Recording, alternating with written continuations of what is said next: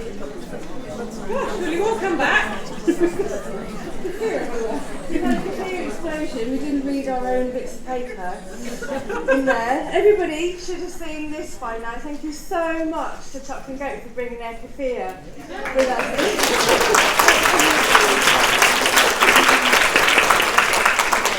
I think at some point we said it's going to be a kefir-free zone, and we were so absolutely totally wrong. It's very much a kefir zone here. Before we start, very quickly, you'll have seen the film that was running throughout the lunch. Nick Mears here, who did the film, is still looking for people who listen to the Archers in really odd places. If that is you, make yourself known to Nick over there. And thank you very much for the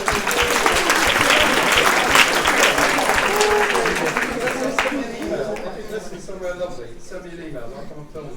This is going to get something really good. Thank you very much.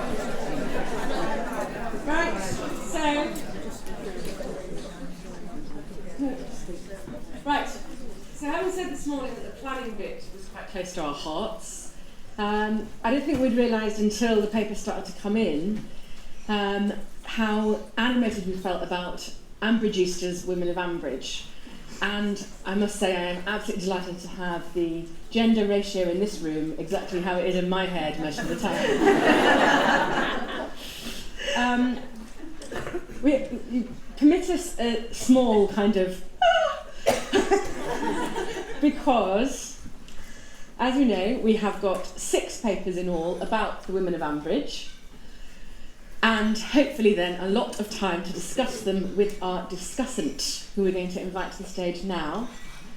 It is at Ambridge View, otherwise known as Charlotte Martin, otherwise known as Charlotte Connor, otherwise known as Susan Carter.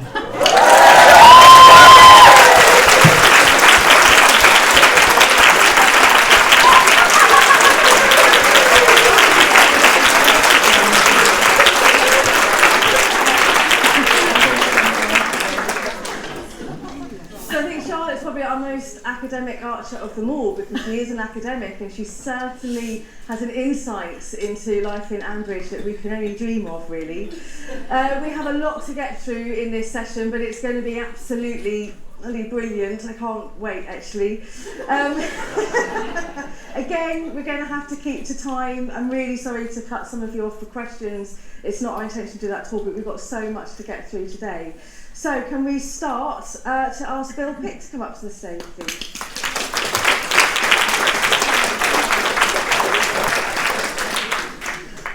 Hi, hello. I'm setting my timer to watch to make sure I don't say over. I thought I'd start by introducing myself. So, I'm Bill, and hello. I've been listening to The Archers for about 9 years, I think. I was putting it up, and that's like a hell of a lot of my life. But this is probably the strangest thing I've ever done. But funnily enough, it's not the first time I've presented in this room, and I was here in December talking about housing. So outside of my obsession with The Archers, I'm a social researcher where I do lots of research which informs government policy and decision making and things. So I've done work on hidden homelessness, and I've done some work on access to media for people who have sensory impairments and interesting things like that. But before I got into that world, and the world I'm going back to because I quit and I'm moving to go and do a research degree in Australia, is anthropology and psychology, and in that I really focused in on masculinity or masculinities, gender and sexuality, and I kind of married the 3 interests I've got, and I've ended up here with this, and in putting it together, it doesn't feel like a finished piece. It feels like a starting piece, maybe of a PhD or some sort of research thesis. But to get into it, does literature shape or simply reflect public attitudes? So it definitely reflects, and I was thinking back to English when I was learning about literature and things like Mary Shelley and Frankenstein. It's not really about scary monsters, it's kind of about our own fears of technology and technological change. And then similarly, I was talking to my brother who's 13, and he was reading To Kill a Mockingbird. And again, that's something that doesn't just reflect attitudes of a certain time period, but it's helped to shape and inform people about the experiences of people in experiencing racial prejudice, and helped shift attitudes in the US and around the world. But to focus in on sexuality, I had a look and I did some reading around Will and Grace, which has popped back up from the past. And there's been a lot of debate and a lot of academic debate around the role of Will and Grace around homosexuality and normalizing that. But there has been studies that have shown that for people who have never met gay people, or don't think they've ever met gay people, the show, or the exposure to the show, has reduced prejudice attitudes. So there's studies that have shown that, which is quite interesting. But that makes sense, and I can never pronounce. I only remember the false pronunciation of this guy's name, who has a famous theory around the mere exposure effect, where it's not Zedong, but it's something like that. But that is that the more you are exposed to something, an idea or people, the less scary it becomes, in essence.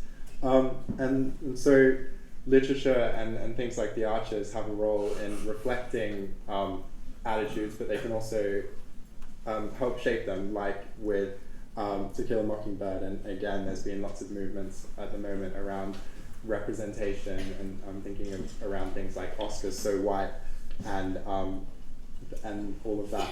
But I'm running out of time, so to get into what I did, I really wanted to focus in on the Archers and look at the way in which, or ways in which gender and sexuality are presented in the show, and what that might mean for Britain, and what that might mean for the Archers and Ambridge as a place.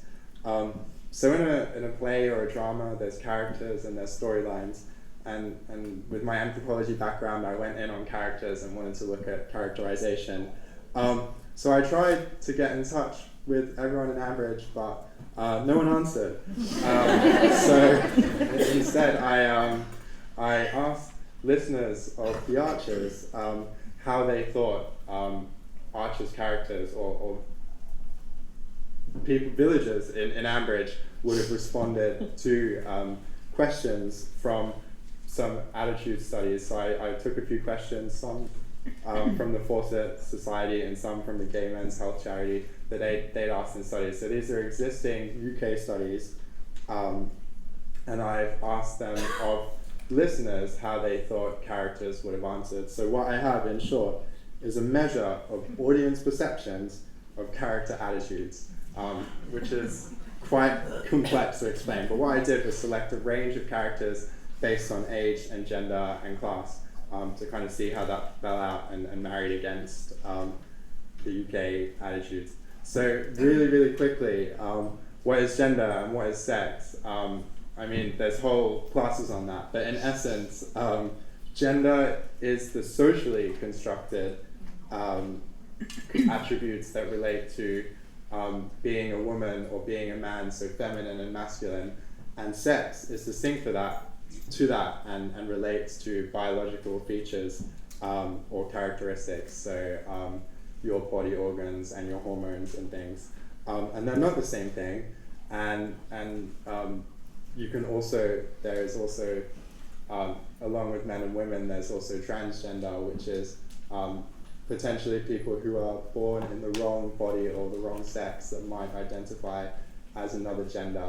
And there's also a spectrum along that, so people who might not identify as man or woman and can sit in between. There's also intersex people who might have different sexual organs as well. So a very, very brief history of transgender representation. Transgender has, as a concept and as a group of people, have enjoyed more representation recently in shows like Orange is the New Black and on Celebrity Big Brother. But I just wanted to make the point and say that they've always been around. So in India, there's a class of people, or a group of people called Hijra, and there's been concepts and discussions around the third gender for many, many years. And I just wanted to say that at the start of the queer rights movement, which I'll come to later, at Stonewall, it was queer women of color or trans women of color who were there starting the fight. So I'm going to try and rush through that and then slow down on these numbers so you can soak them in. And there's no numbers on the slide, but they are here. So I will talk you through the Fawcett Society study. So they're a charity who campaign for women's and gender equality. And they did a study of 8,000 people, and they asked a question on people's attitudes towards gender. So there's a split on how people in the UK perceive gender identity, or in Britain. So 56%, so just over half, think that there are two genders, those being male and female. And less than a half, 44%, think that gender can be a range of identities. And within that, that's at a British level, but women take a more fluid view than men. So 48% of women think that gender can be a range of identities compared to only 39% of men. And there's differences in age spectrum as well. So people over 65, it was 65% who saw gender as two categories compared to 44% of 18 to 24-year-olds. And both of those are significantly different from the 56% average. So how did these attitudes, or how did people perceive these attitudes varying across Ambridge? So I asked about a few different characters. So I asked about Will, Susan, Justin, Ed, Jem, Kirsty, Pat, Pip, and I'm not sure what people would think that they would respond, but there was a breadth of views across characters, meaning that listeners thought there would be disagreement in Ambridge on whether there was two categories of gender or a multiplicity of categories or a spectrum. So the interpretation of some characters' views were really consistent. So almost everybody saw Will, Susan, Kirsty, Justin, and Jill as having the same attitude. Whereas Ed, Jennifer, Pat, and Pip were slightly more hard to place. So some people thought they would say one thing, some thought they would say another thing, but there was clear skews either way. I'm wondering if people can guess how that fell out, but Ed, Will, and Justin both lent towards there being two categories of gender, whereas there was a slight lean as well among the over 65, so Jill, Justin, and Jennifer that way as well. Whereas Kirsty was the outlier in the village, what a surprise, who very much was of the belief that there would be multiple genders, and again with Pip and Pat sharing those views as well. And that reflects the UK attitudes where there's skews among women towards seeing there as multiple categories. And people over 65 seeing it as being more of a binary two-category thing. So to jump to my gay history lesson, to return back to Stonewall, which was what the riots that started in a New York pub. I can't remember when, but that was really the start. 1961. It was the start of gay liberation, and before then, more and more so people lived in secret. This movement and the gay liberation movement for some people was an opportunity to kind of redefine how they live their lives, so moving from living in secret to living in new ways, as they didn't have the opportunity to live, or it was much harder to live as a couple or live as a family. And I wanted to ask some questions around that as well. So for some people, this kind of movement was an opportunity to redefine how people wanted to live, so maybe not living in monogamous relationships and not living in couples, and kind of recreating a world that they wanted to live in. So the GMFA, a charity who focus on gay men's health, did a study in 2015 and 16 looking at attitudes to open relationships among gay men. So that being relationships where they're in a committed couple but consensually might see other people. Of what they found was that of men or gay men in couples who had experience of this, they were much more open to it, or much more favourable to open relationships than gay men who were in relationships who hadn't had that. And they asked some attitudes and things, and they found that just under 20% of men think that who had no experience of open relationships thought that it might be a good thing. About 1/3 thought it would be bad. Half of them weren't sure. A third, again, thought that open relationships weren't real relationships. And just over half said they'd rather be single than in an open relationship. And so that's what people said in the UK.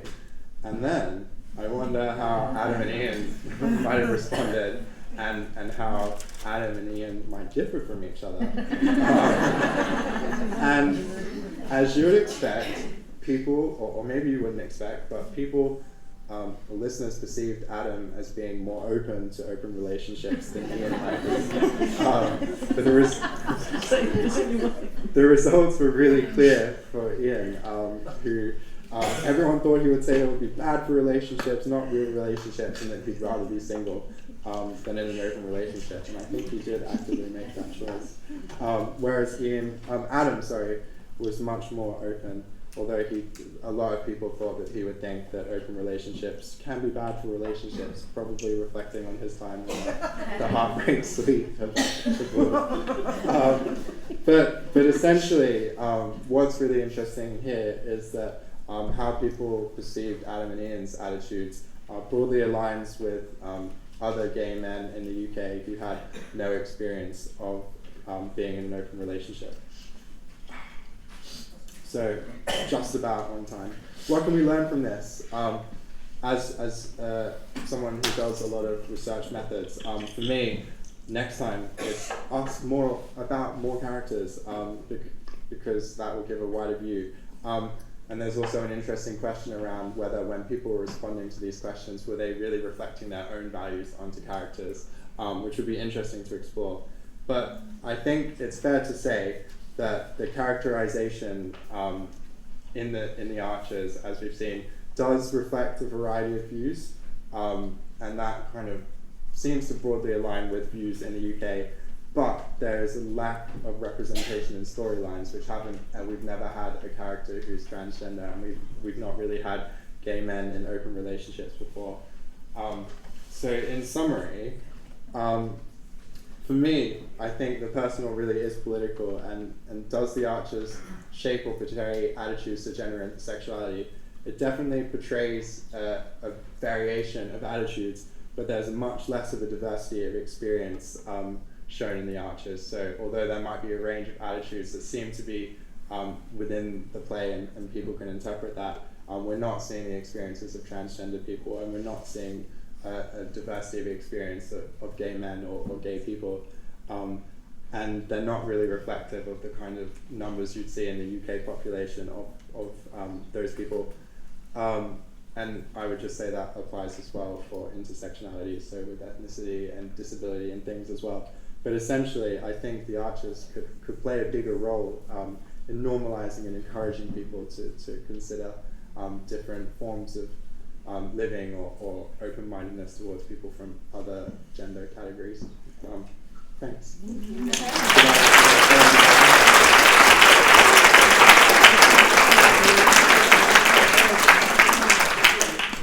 I think certainly my learning from that is just building a case to bring back Charlie Thomas. Yeah. It was Catherine, thank you.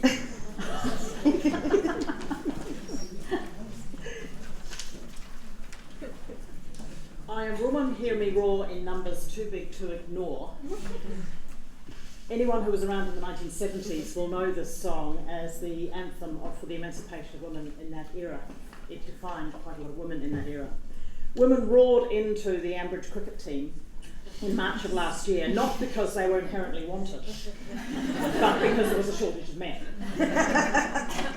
Now, in spite of the fact that sounds like a very feminist title, I have taken a fairly interpretive approach, which means I've tried to look at everybody's perspective from their perspective without judging them too harshly. It was a bit difficult at times. But what happened in Ambridge is very much reflective of what is going on in cricket and in sport in general, particularly for women's cricket. And I could spend half a day talking about all of this. I'm going to try and do it in 1 minute. Women can play cricket quite well, but they have high talent and low profile. They are often overlooked when it comes to discussion of cricket, and that's both for women's cricket and women in cricket. And when we're talking about sport, there is a differentiation between women's sport and women in sport. Women's cricket is where you have women playing cricket with other women, and women in cricket, they could be playing with men or other people. There has been a centuries-old practice of gender-based differentiation in sport, which is now being questioned, and it's being questioned almost every day, and the pace at which that questioning has occurred or increased over the past year has been quite great. It's questionable partly because in some cases there's no need for it, but there are also people who don't identify with either gender. But generally, men's sport is the high ground.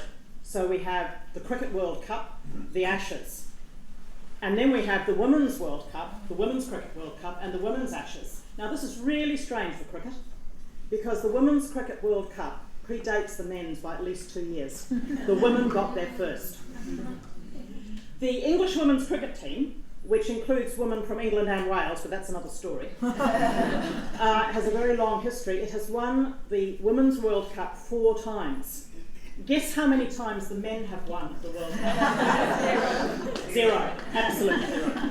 Yet, in spite of a lady called Rachel Hayhoe-Flint doing a lot to ensure that women received equal pay, women's cricket is still marginalised. It receives lower attention by academics, and we're as bad as everybody else, and by the media and by audiences. And generally speaking, in most sport, gender exclusion has not been acceptable at club level for a long time. Quite a lot of national bodies have been placing quite a lot of pressure on clubs to open up. At national level and county level, it is still acceptable. So in a sense, the discussion in Ambridge is a little bit behind the times. So what has happened in the lead up to the story? Well, a lot of the lead up to the story doesn't actually come from cricket, it comes from golf. The women's cricket world team, as I've mentioned, is already very, very successful.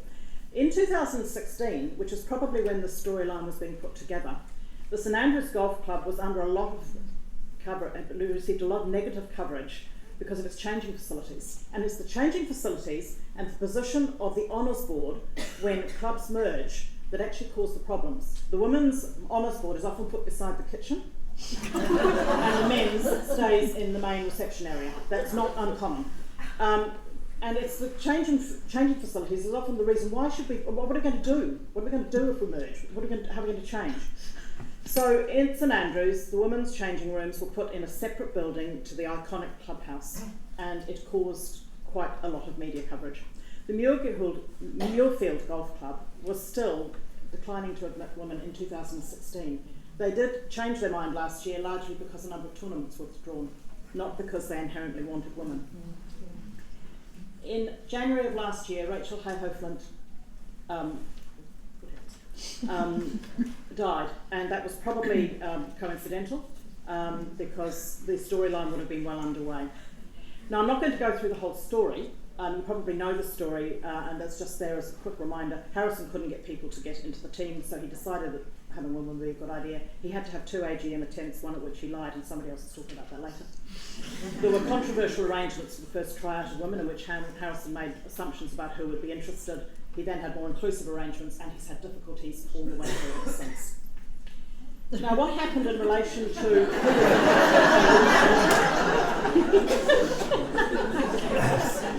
Harrison was what?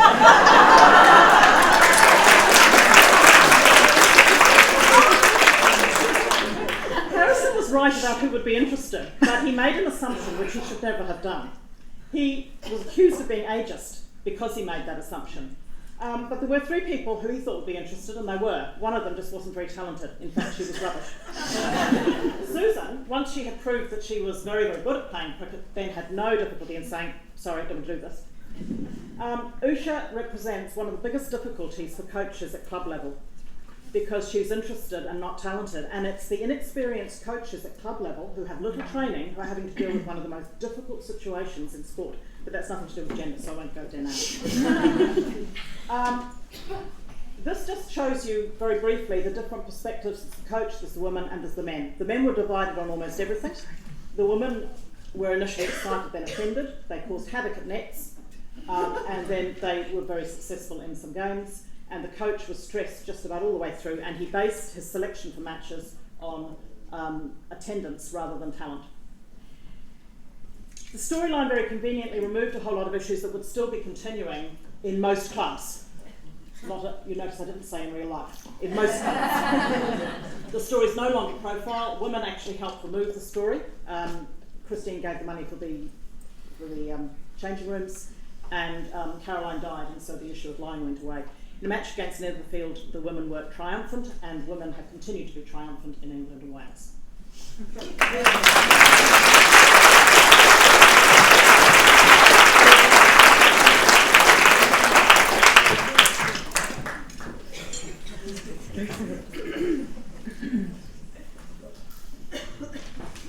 I don't want a flapjack, so I do my own chiming. Good afternoon, I'm Madeline Faith, and in the words of Monty Python, this is the 5-minute argument, not the full half hour. So, what is upcycling? Here's 3 definitions for you, and that didn't advance, I don't know why. There we are. And I've highlighted some words, you can take your time reading that as you wish, but I want you to focus on discarded, useless, unwanted, worthless, and finally, and I didn't highlight this, more value. So taking something worthless and giving it added value. So, this is an academic conference. Oh, where did that go? Oh, it's missed the slide there, I don't know why, sorry. This is about upcycling. My brother is a keen upcycler, he lives in Brighton. A lot of people discard musical instruments, and he turns them into lamps. Now the missing slide, I will just tell you, is the theory of upcycling. I have a reference for anyone who wants to see it. 62 references and 7 pages. So you can read anything you like about upcycling, fill your boots.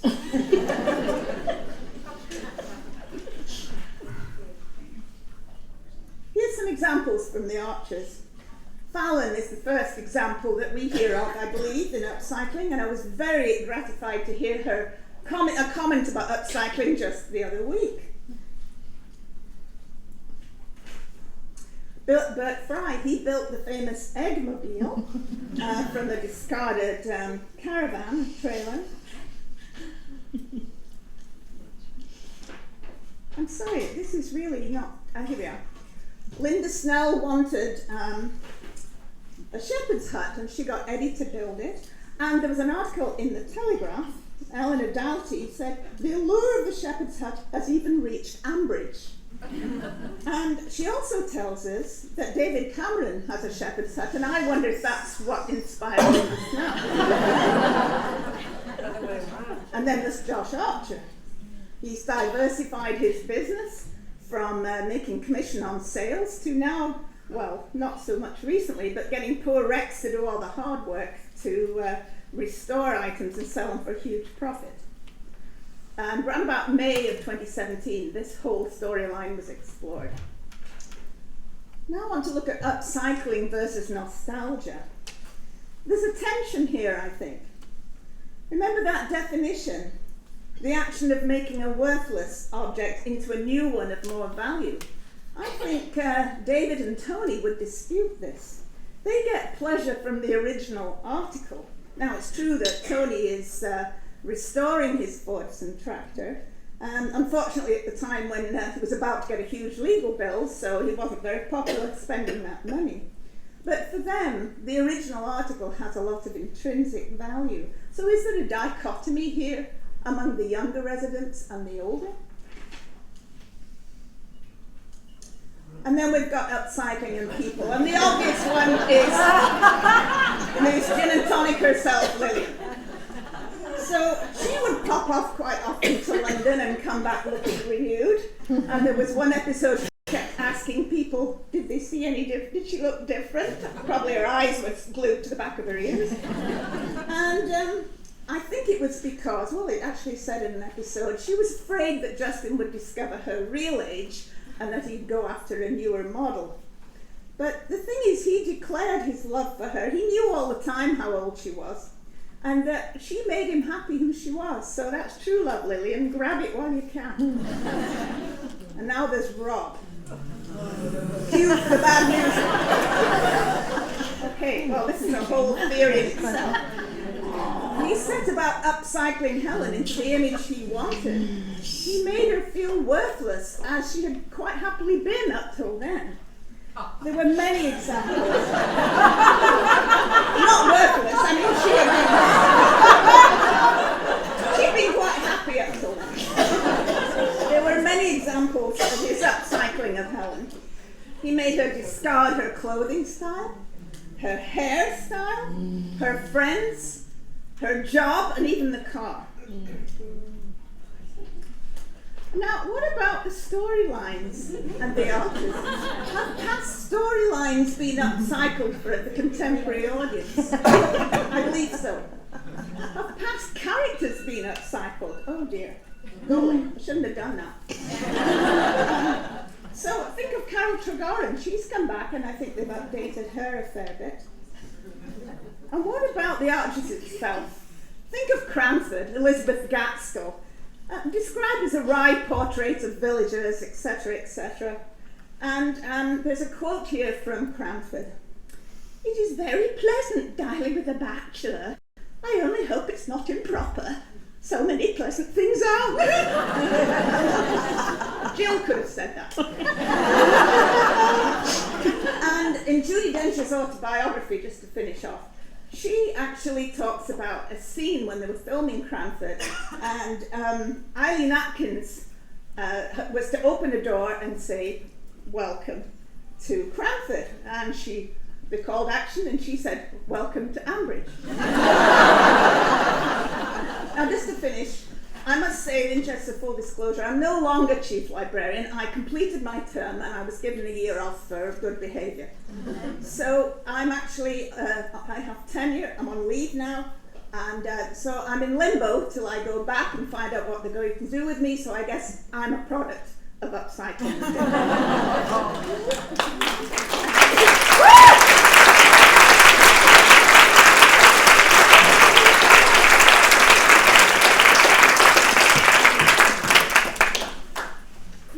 Where's Elizabeth?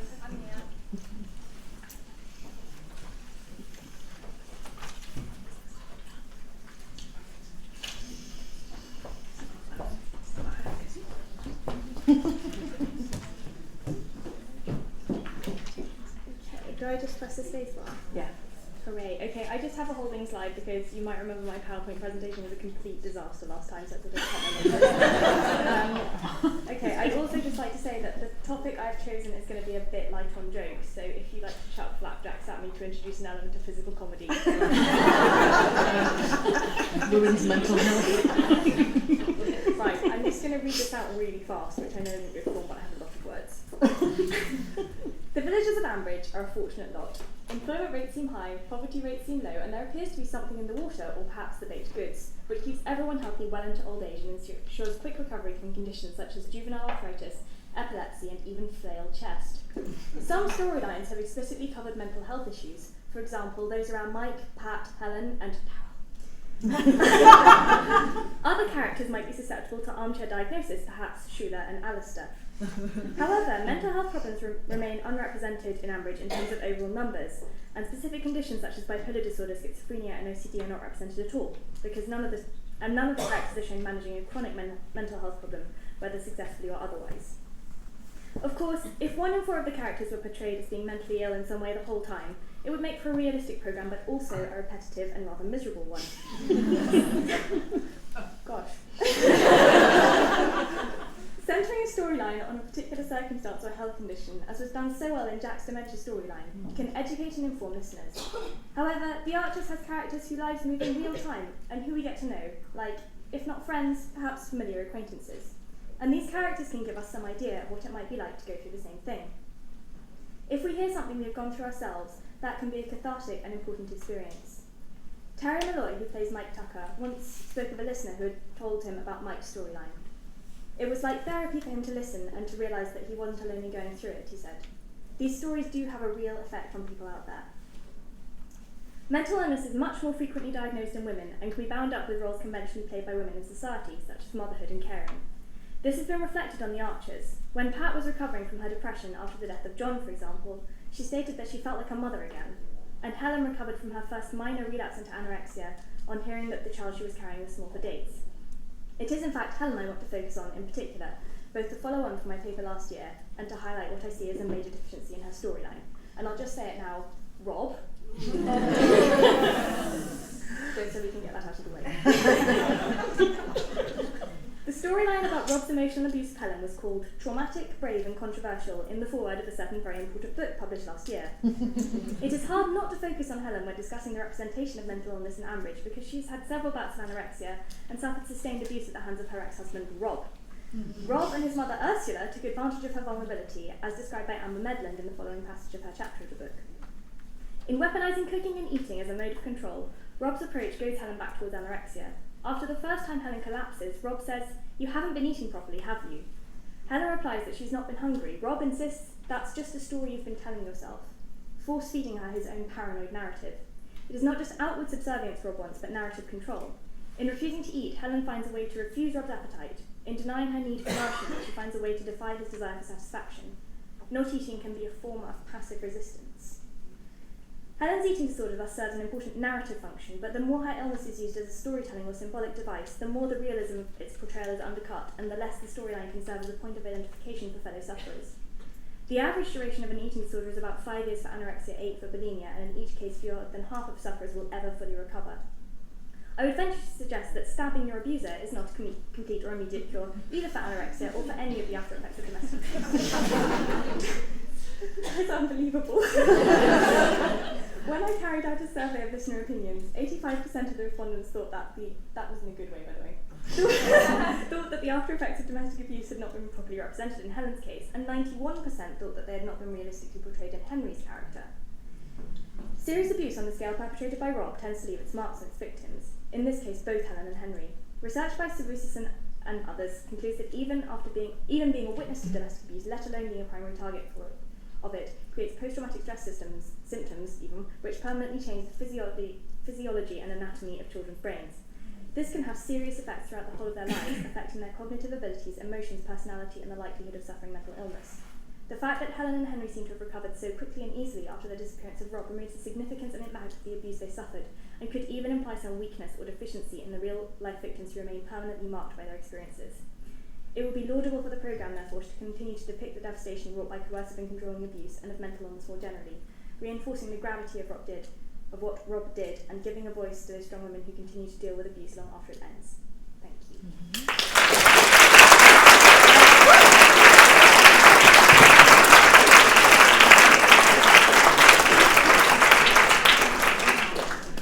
I think the after effects of his parenting on Henry is going to be our delight for many years to come. I think a lot of storylines will emanate from that one. We're going to hone in now on certain characters, I think, in the next couple of papers. Hi. I come from this, not really as a researcher, but as someone who's experienced village life. I was born and bred in a tiny little village with 3 churches, a few farms, quite like Ambridge, so I know what it's like to be on the receiving end of gossip. So don't deride me for the positive spin I'm going to put on it now. I know the bad today. So, according to John Hunt, back from UCL, there are 2 universal truths in life. First, farting is funny in all societies. And my dad said that wouldn't work. And gossip occurs in all societies, but is ostensibly always disapproved of. So during the next 15 minutes, I'm going to talk about the positive aspects of gossip and why it's an important part of life and Ambridge. We're told gossip's rude, yet there's not a single one of you in this room who hasn't taken part in gossip in some way, whether it's just listening to it, starting it, perpetuating it, or talking about the Archers. Quick history of gossip, forgot about that, I was meant to be gone because I don't have time. Look, it's been going on since the men could communicate. We've got a lovely picture of my pre-Susan heroine, Hatshepsut, having a sexual relationship on the wall of her royal tomb there. Greek philosophers have been philosophising and telling us how bad it is for years, and it's all through the Bible too. Moving forward, Shakespeare, who was supposedly really good at words, used gossip mostly in an old-fashioned sense and used it as a noun rather than a word or verb. Moving forward a bit, 1953, we can see there the Archer family gossiping around the dinner table. And if we think about it, the synonyms that we use for gossip are all food related. So water cooler moments, juicy morsels of gossip, spilling the beans. And today, gossip's mostly spread by the internet and social media. What is gossip? At its best, gossip is I have no idea. Gossip is a general interest in the doings, virtues and vices of others. And I think this is what Susan thinks of gossip. More formal, it's an informal communication device between at least two people about an absent third party. This means that there's a degree of secrecy involved, and it results in an alliance between the gossips at the expense of this subject. The problem arises from the fact that there's no nuance and understanding. There's no idea about the complexities behind what they're talking about. So it often comes across as being one-sided, offensive and judgmental. But what is bitter to one is sweet to another. David Rakoff has described the pleasure of gossip as being akin to schadenfreude, when your secrets are turned into someone else's pain. When your secrets are turned into gossip, your pain is turned into someone else's pleasure. This doesn't mean to say that all gossip is malicious. It might start out of concern, such as when people talk about Kirsty and her miscarriage. And whilst quotes and proverbs carry warnings about gossip, I remember with sheer delight the party line, and the first time I picked the phone up and heard the other people on our party line talking about their marriage, their boyfriends and whatever else. And who didn't have a flicker of excitement when we all thought Pip was pregnant with Toby Cockwomble's baby? Or who turned Matt into roadkill? Gossip is the order of the day. And if it wasn't, we wouldn't be here today. So a quick word about gender so I can be kicked off. It's not just for women. Gossip tends to follow the way that women and men speak to each other in circles. So women tend to have close, intimate relationships, whereas men tend to have larger social groups. And the way we gossip also follows these patterns. So women tend to talk about family members and close friends, intimate relationships, whereas men talk about self-promotion, they talk about ciders, they talk about football and politicians and boring stuff like that. So why is it good? There are a number of reasons why gossip is good in village life, and I'm just going to go through a few of them now. Gossip gives you a sense of community and belonging. Apes spend hours picking fleas off each other. In parallel, we spend hours talking about each other. It gives us a sense of communication, bonding, it helps cement relationships, just like picking fleas off monkeys gives them. Both activities increase relationships and provide a degree of power as well, because what the gossip has is what the listener wants. And if we're honest about it, we're all just plain nosy. One of the first questions I'm always asked is how old I am, because I've got grandchildren. I don't look old enough to have grandchildren, and I still haven't told anybody yet. On the flip side, if you don't take part in gossip, you're seen as an outsider and untrustworthy. If you're not included in gossip, you feel like an outsider and unwanted. Just going to go back. So, if we look at Susan, we talked last year over insecurity. Gossip helps her to feel important. If you don't feel good about yourself, you feel temporarily better when you're judging someone else negatively.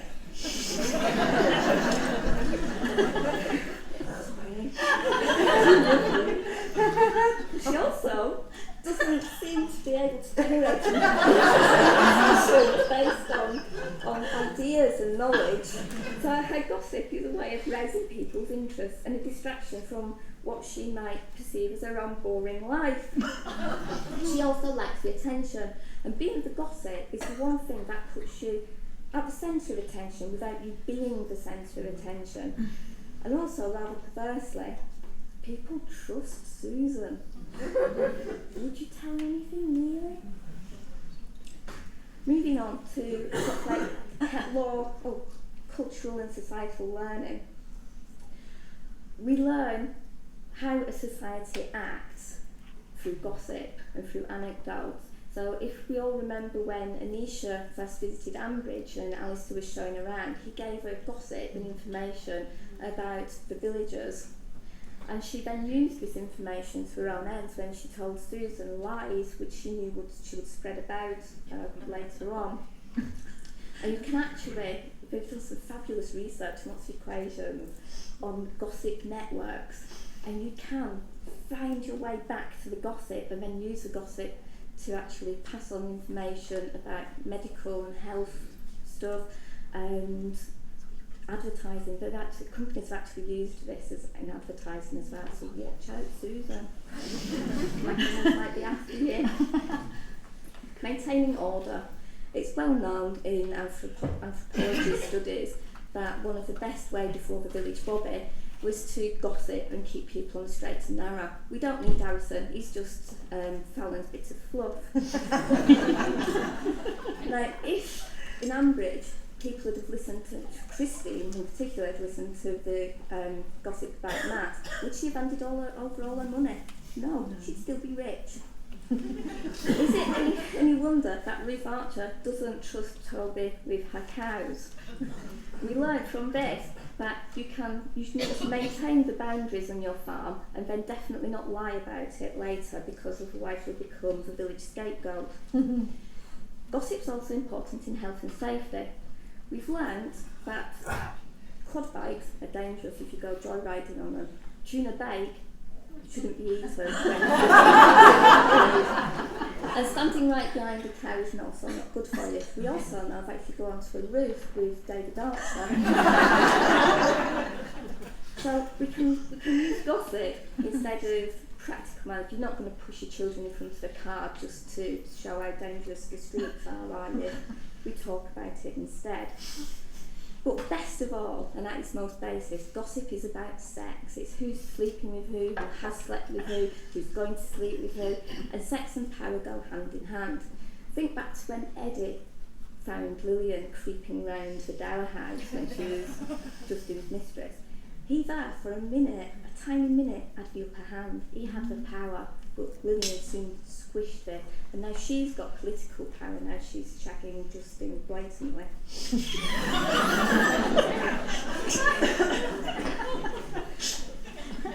Unfortunately, rumours aren't always heeded. If Pip had listened to the rumours about Toby, who comes with a huge reproductive health warning stamped all over him, she would have used triple contraception and wouldn't be in the mess that she's in now. Knowledge is power. And finally, I want to talk about how gossip works within the Archers itself.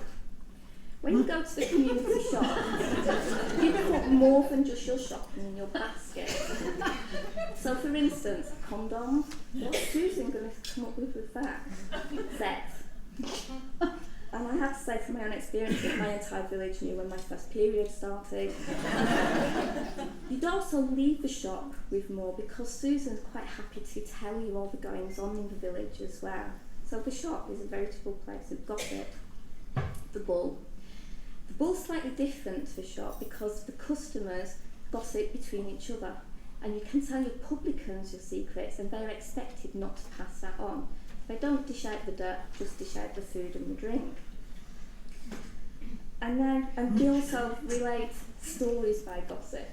We only know about silent characters through gossip. Derek Fletcher apparently is a gossip. I've never heard him talk. He is my favourite silent character. Way I can lay down. Sean O'Connor stated in an interview that the Archers works in its 12.5-minute slot because of stories carried by gossip. It means that focus can be made on a particular family without it being boring. And without stories being bitty and broken up, it can also be used to fill in the gaps of stories that might not be part of the main script. And gossip is incredibly important in imparting knowledge on the silent characters' life outside those 12.5 minutes and pre-1951, because although we didn't hear about Ambridge before then, apparently it's mentioned in the Doomsday Book. Being flies on the wall of Helen and Rob's relationship as it unfolded gave us first-hand experience of what was going on. Would the story have been so effective if we just picked it up from gossip in the Birdhide or the village shop? No, it wouldn't. But we wouldn't want that kind of intensity all the time. Gossip gives today's news second-hand, and it provides an emotional buffer. And for us, the fans, we spend our time gossiping about the Archers, about the villagers, about the actors. We got outraged when Tom came back from growing sausages in Canada and had a different voice.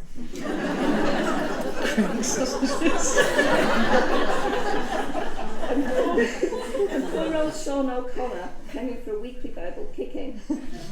Social media groups have sprung up where we can talk about the storylines, the people, real and imagined, not imagined. Without gossip, these groups wouldn't exist. And as I said before, we wouldn't be here. So gossip is an important part of life. It brings people together and teaches about cultural context within a specified locality. Without gossip, our beloved Archers would be quite different, and we wouldn't be sitting here today at this conference. And whilst we disapprove of gossiping, our brains were designed to lap it up. So we should delight in the fact that Susan and the others keep us gossiping sausages long after 7:15 p.m. Did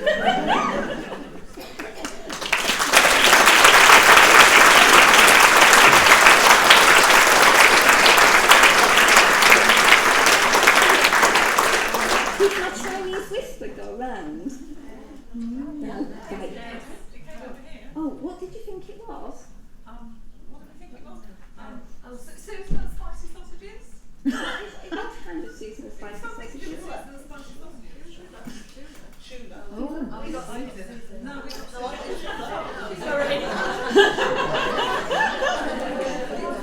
How did it go this side? It got as far as the... It was very complicated and we did shorten it anyway. So I'm going to go. That's what it was meant to say, apart from the bit about Tom at the end.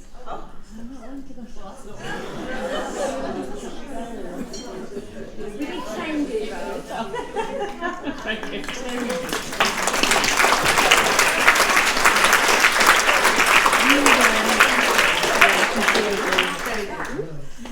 Let's carry on talking about gossip. There. Good afternoon. My paper is dedicated to Susan. Sue is here, and I apologise in advance for the nudity that's featured. So this paper continues the theme of gossip. I locate Susan within a tradition of gossips in British popular culture, exploring themes regarding middle-aged femininity and working-class culture. I'm going to look at how Susan's character is informed by the comic tradition of the unruly working-class matriarch, who is both strong and powerful, and yet whose excessive talk reinforces the social divide that she longs to overcome. Now, while I was thinking about this paper, luckily for me on Facebook there was a discussion of Susan's character which provided lots of food for thought. I don't know if any of you were involved in this. I took some quotes from it. And I think this was the comment that instigated this discussion. And I was quite shocked actually by how negative the feelings were towards Susan. And these are some of the responses. So, one opinion, Susan is a cornerstone of Ambridge. We should all feel indebted towards her. Her loyalty to Neil and her family shows that she's a good person. Sorry about the typo. We'll all be lost without Susan. And here's some further comments. Yes, not quite so flattering.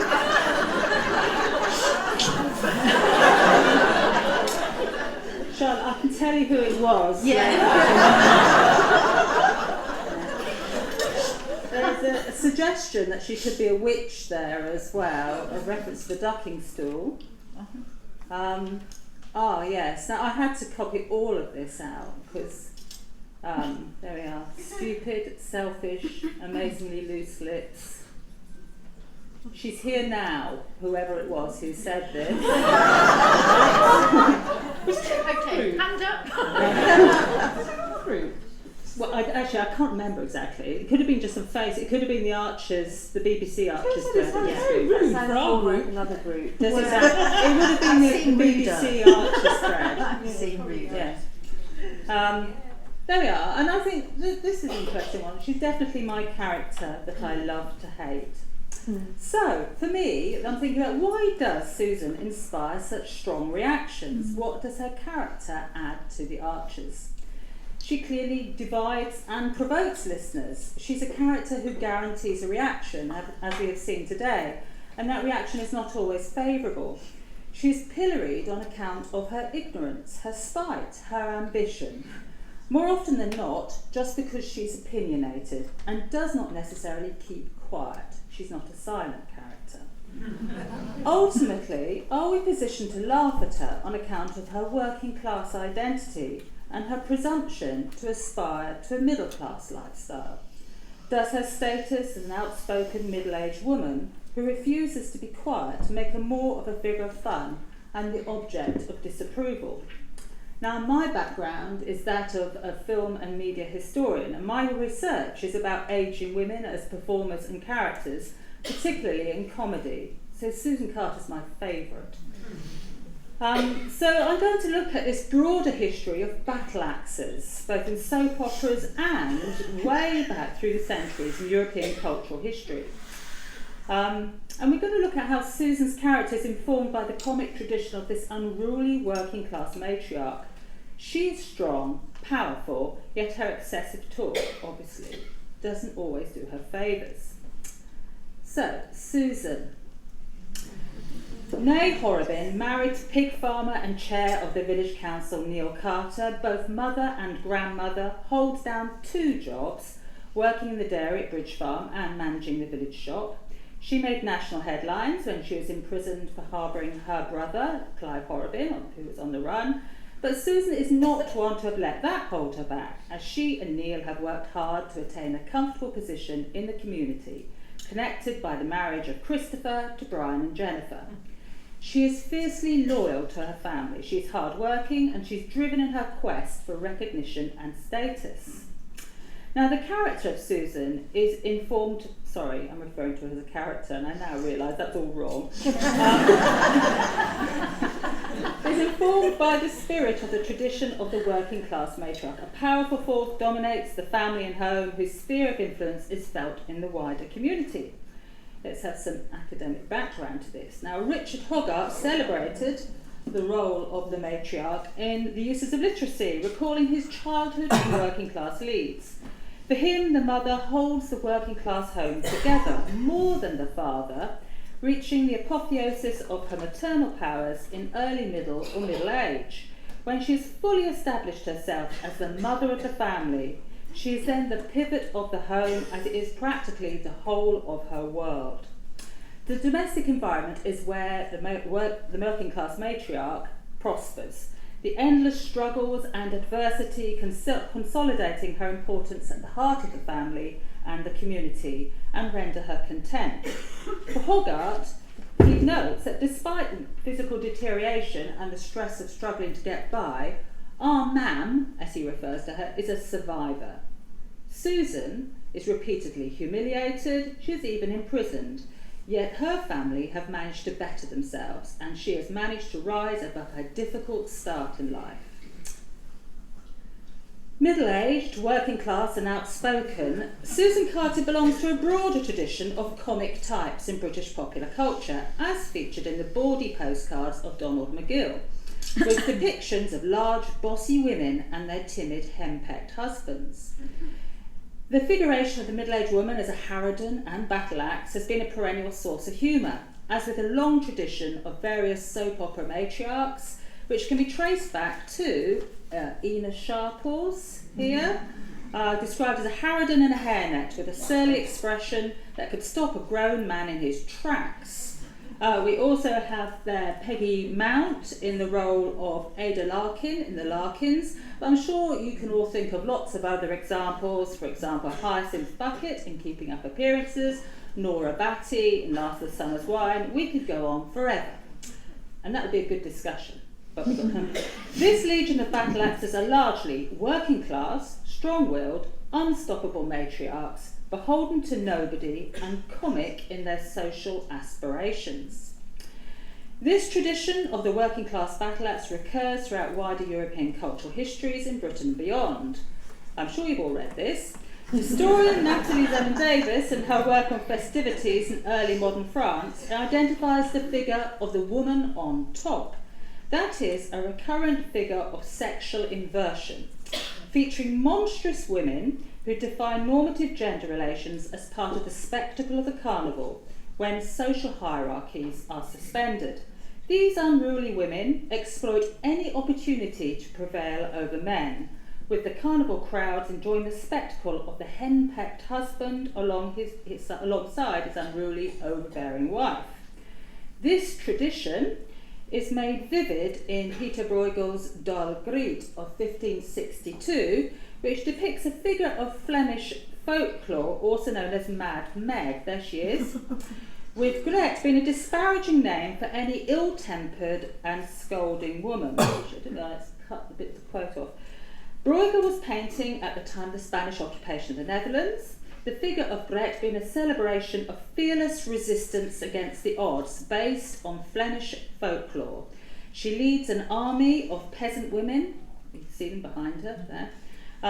They're dressed in armour, they're plundering hell.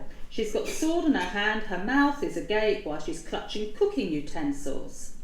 So on one hand, these peasant women are comic grotesques, defying normative gender traits to such an extreme that they are fearless in the face of hell, but they're also triumphant, courageous and unstoppable.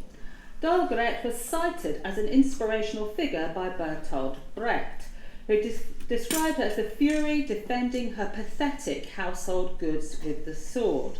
Don't know if you can see where I'm going with this. Carol Churchill resurrected Dalgret in the play Top Girls as a feminist icon, portraying her as a revolutionary figure, explaining her invasion of hell as a defiant stand for her family and community. Is Susan Carter the Dalgret of Ambridge? This enduring figure of the working class matriarch as a comic grotesque works to grant agency and visibility for the middle-aged working class woman. The harridan perpetuates social unease regarding female ageing. This monstrous figure transgresses social norms. She defies the feminine ideal, yet she is rendered comic in her manifestation of qualities associated with masculinity, such as assertiveness and power. Kathleen Rowe, in her work on the unruly woman in comedy, says comedy can work misogynistically. The matriarch represents a dreaded domesticity and propriety. And she also goes on to describe one of her figurations as being rather shrill. Recognise that. So, social class is often a vital factor in formation of the harridan, with Susan coming from a humble working class background, being one of the Horrobin dynasty. Bev Skeggs argues the working class are typically represented as other, as wild, chimerical, excessive, unknowable. Their bodies cannot be normalised or disciplined. Rowe observes that the working class body is likely to be the source of embarrassment, timidity and alienation because it fails to conform to the norms regarding the legitimate female body. Charlotte Martin, who of course plays the role of Susan, describes her character's background as coming from one of the poorest families in Ambridge, growing up in a council house with cars all over the front garden and a host of dodgy siblings. Susan's values are shared with the original Coronation Street matriarchs, described by Dorothy Hobson as found in the working class values of the 1950s, in the belief that hard work and gaining and retaining respectability were important qualities. Susan's social climbing has faced various setbacks, in particular her prison sentence. Hang on. Wait for it. Oh no, we're ready for that. This is source of much humour at her expense, as exemplified with the Calendar Girls storyline, wherein Susan nervously agrees to be Miss October, only to find her modesty betrayed by revealing a little too much. Susan's nervousness over her body, reflects her struggle to assert her claim to social status within the village. She has to be constantly vigilant about her image and that of her family to ensure she can stake a claim to be part of the Ambridge middle class. As listeners, and maybe we're probably largely middle class as being part of the Radio 4 audience, we relish the moments that the star slips from the vital part of Miss October. We relish Susan's pretensions being undercut. Susan's hysteria over the family photo shoot, putting Neil on a strict diet and agonising over her dress, is ultimately rewarded for us by the photographer failing to show up and Kira vomiting all over her yellow dress. The working class matriarch has always been the central element of the British soap opera, much like the triumvirate here from Coronation Street. For the Archers, Susan and Clary perform a similar role, connected by family and their work in the dairy at Bridge Farm, more often at loggerheads than not. Both of them are working class matriarchs, yet Clary accepts her role and is constructed as a more sympathetic character, who is the victim of the shenanigans of the Grundy men. Susan is the less sympathetic of the two. We like to think of Neil being henpecked but loving husband who's constructed as being more likeable than his nagging wife. The Kathir storyline highlighted another aspect to Susan's character. Initially inspired by her customary competitiveness to try and beat Clary and impress Tom with her Kathir, the rivalry between the two evolves into a sisterhood as Susan sees past Tom's divide and rule approach to management and successfully manipulates the situation to engineer a pay rise and better working conditions for both her and Clary. Susan is the brains behind this, as she realises that she could play Helen and Tom off against each other, making Helen believe that the Kathir work demanded by Tom was compromising cheese production. Despite her best efforts, Susan's body, voice and behaviour all refuse the disciplinary discourse of white middle-class femininity. Susan speaks with a broad rural accent, her voice being rather whiny and insistently grating, with Charlotte commenting how the character started out as a Hardy-esque country girl. Her voice befits her role as a gossip, nuanced to wheedle information out of others, information that she can weaponise, and she ensures that she is fully aware of the personal dynamics of her community and can deploy that knowledge to consolidate her status. Dorothy Hodgson observes that the Legion of Matriarchs in soap operas work as both the spine and nerve ends of the form, their function vital to the progression of gossiping, which works not only as a recognisable character trait but also as a way of ensuring our knowledge of the plot. Elizabeth Roberts, in her research into working class women of the second half of the 20th century, observed how gossip was an integral part of women's lives. It helped those experiencing difficulties in their lives. Nevertheless, gossip was also feared. It could ruin reputations. By being located in the village shop and Bridge Farm, Susan has access to a wide section of the Ambridge population, enhanced by her status as an in-law of the Aldridges and as wife to the chairman of the parish council. She is positioned centrally to the village and hence the narrative. Her contacts span social classes and the key families of the community. She is able to weaponise gossip to achieve her goals, although her comic status ensures that more often than not such manoeuvres backfire and she is once again humiliated. Her use of gossip gives her power and status, but equally works to isolate her, as she is inevitably avoided in dread of her capability to disseminate people's private details. Susan, back to review, Ambridge. Susan represents a marginalised social group in terms of her gender, age and social class, yet she is given licence and visibility within the tradition of the working class matriarch in the soap opera. She is largely a comic comic characters. It's a melodrama of her incarceration, and as such, it's true to the spirit of the carnivalesque tradition, wherein the abject and the grotesque are allowed visibility and power. Yet ultimately, the status quo is maintained by consolidating the process of marginalisation through ridicule. Thank you.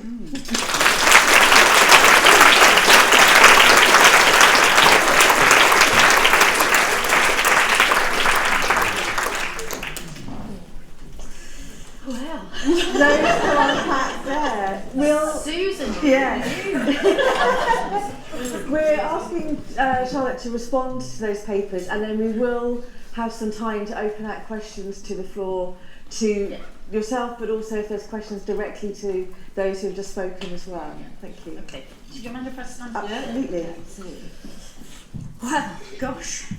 I sort of felt a bit like this is your life at some point. They were going to bring some embarrassing old ex through the door and so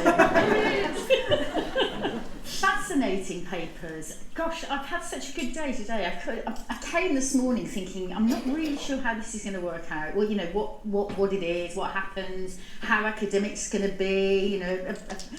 So I came kind of open-hearted and thought, well, we'll just see how it goes. But admit it, you thought we might be weirdos. Yeah, well. I wasn't even going to say I just missed the sandwiches. So But from the very first paper this morning, I've been engrossed. One of the things I am really overwhelmed with is the absolute love and respect for the programme and your commitment to the programme, which is evident, but also your incredible knowledge. I'm just overwhelmed by your incredible knowledge. So well done. Give yourself a round. So I'm just going to feed back a few points on the papers, and then hopefully we'll open up, as Cara said, to some more interesting discussion. So, the Archers has aired over 18,500 episodes, which is astounding. It's the most listened to non-news programme on Radio 4 with over 5 million listeners. You know all this. But did you know that it wasn't always as popular as this? In 1976, the BBC Radio 4 Review Board considered whether it should be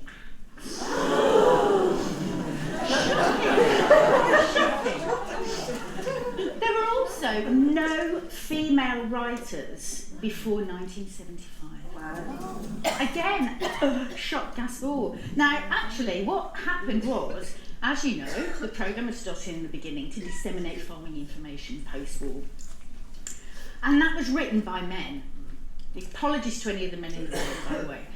But that was mainly written by a male group of writers. But the introduction of female writers into the programme in 1975, I think, changed the dynamic of the programme. Suddenly we were tackling issues like drug addiction, rape, alcoholism, genetically modified crops, badger culling, family breakup, civil partnerships, imprisonment and armed robbery. And I think that's has a direct relationship with bringing women into the writing team. But times change, and I think that the programme must be doing something very well, and I'm not really sure, and it'd be interesting to get your views on this, exactly what the programme is doing to still be very popular in the 21st century. After all these years of all the storylines, we were talking about upcycling earlier on, how's it survived? I'd be really interested to know your viewpoints on these. So anyway, let me just feed back on the papers we've just listened to. So I'll focus first on the mental health paper. I found this really interesting because my academic interest is in youth mental health. Now, in the programme, we've had the odd depression storyline over the years. We've had Rob's narcissistic personality disorder, Helen's eating disorder, Greg's depression and suicide. But I'm unsure that they've been dealt with as effectively as they could. I mean, what about the absence, as the author, I can't remember your name, Elizabeth, said, the absence of any serious mental health problems. You know, we haven't seen the likes of bipolar disorder and schizophrenia.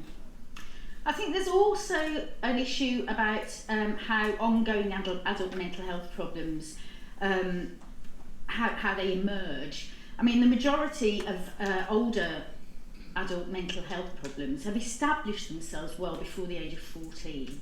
Now, we're not seeing any mental health problems, any depression, any eating disorders in the younger members of Ambridge. So I think that probably is something that we need to have a look at, given that we're seeing higher and greater numbers of young people seeking help for mental health problems or being hospitalised.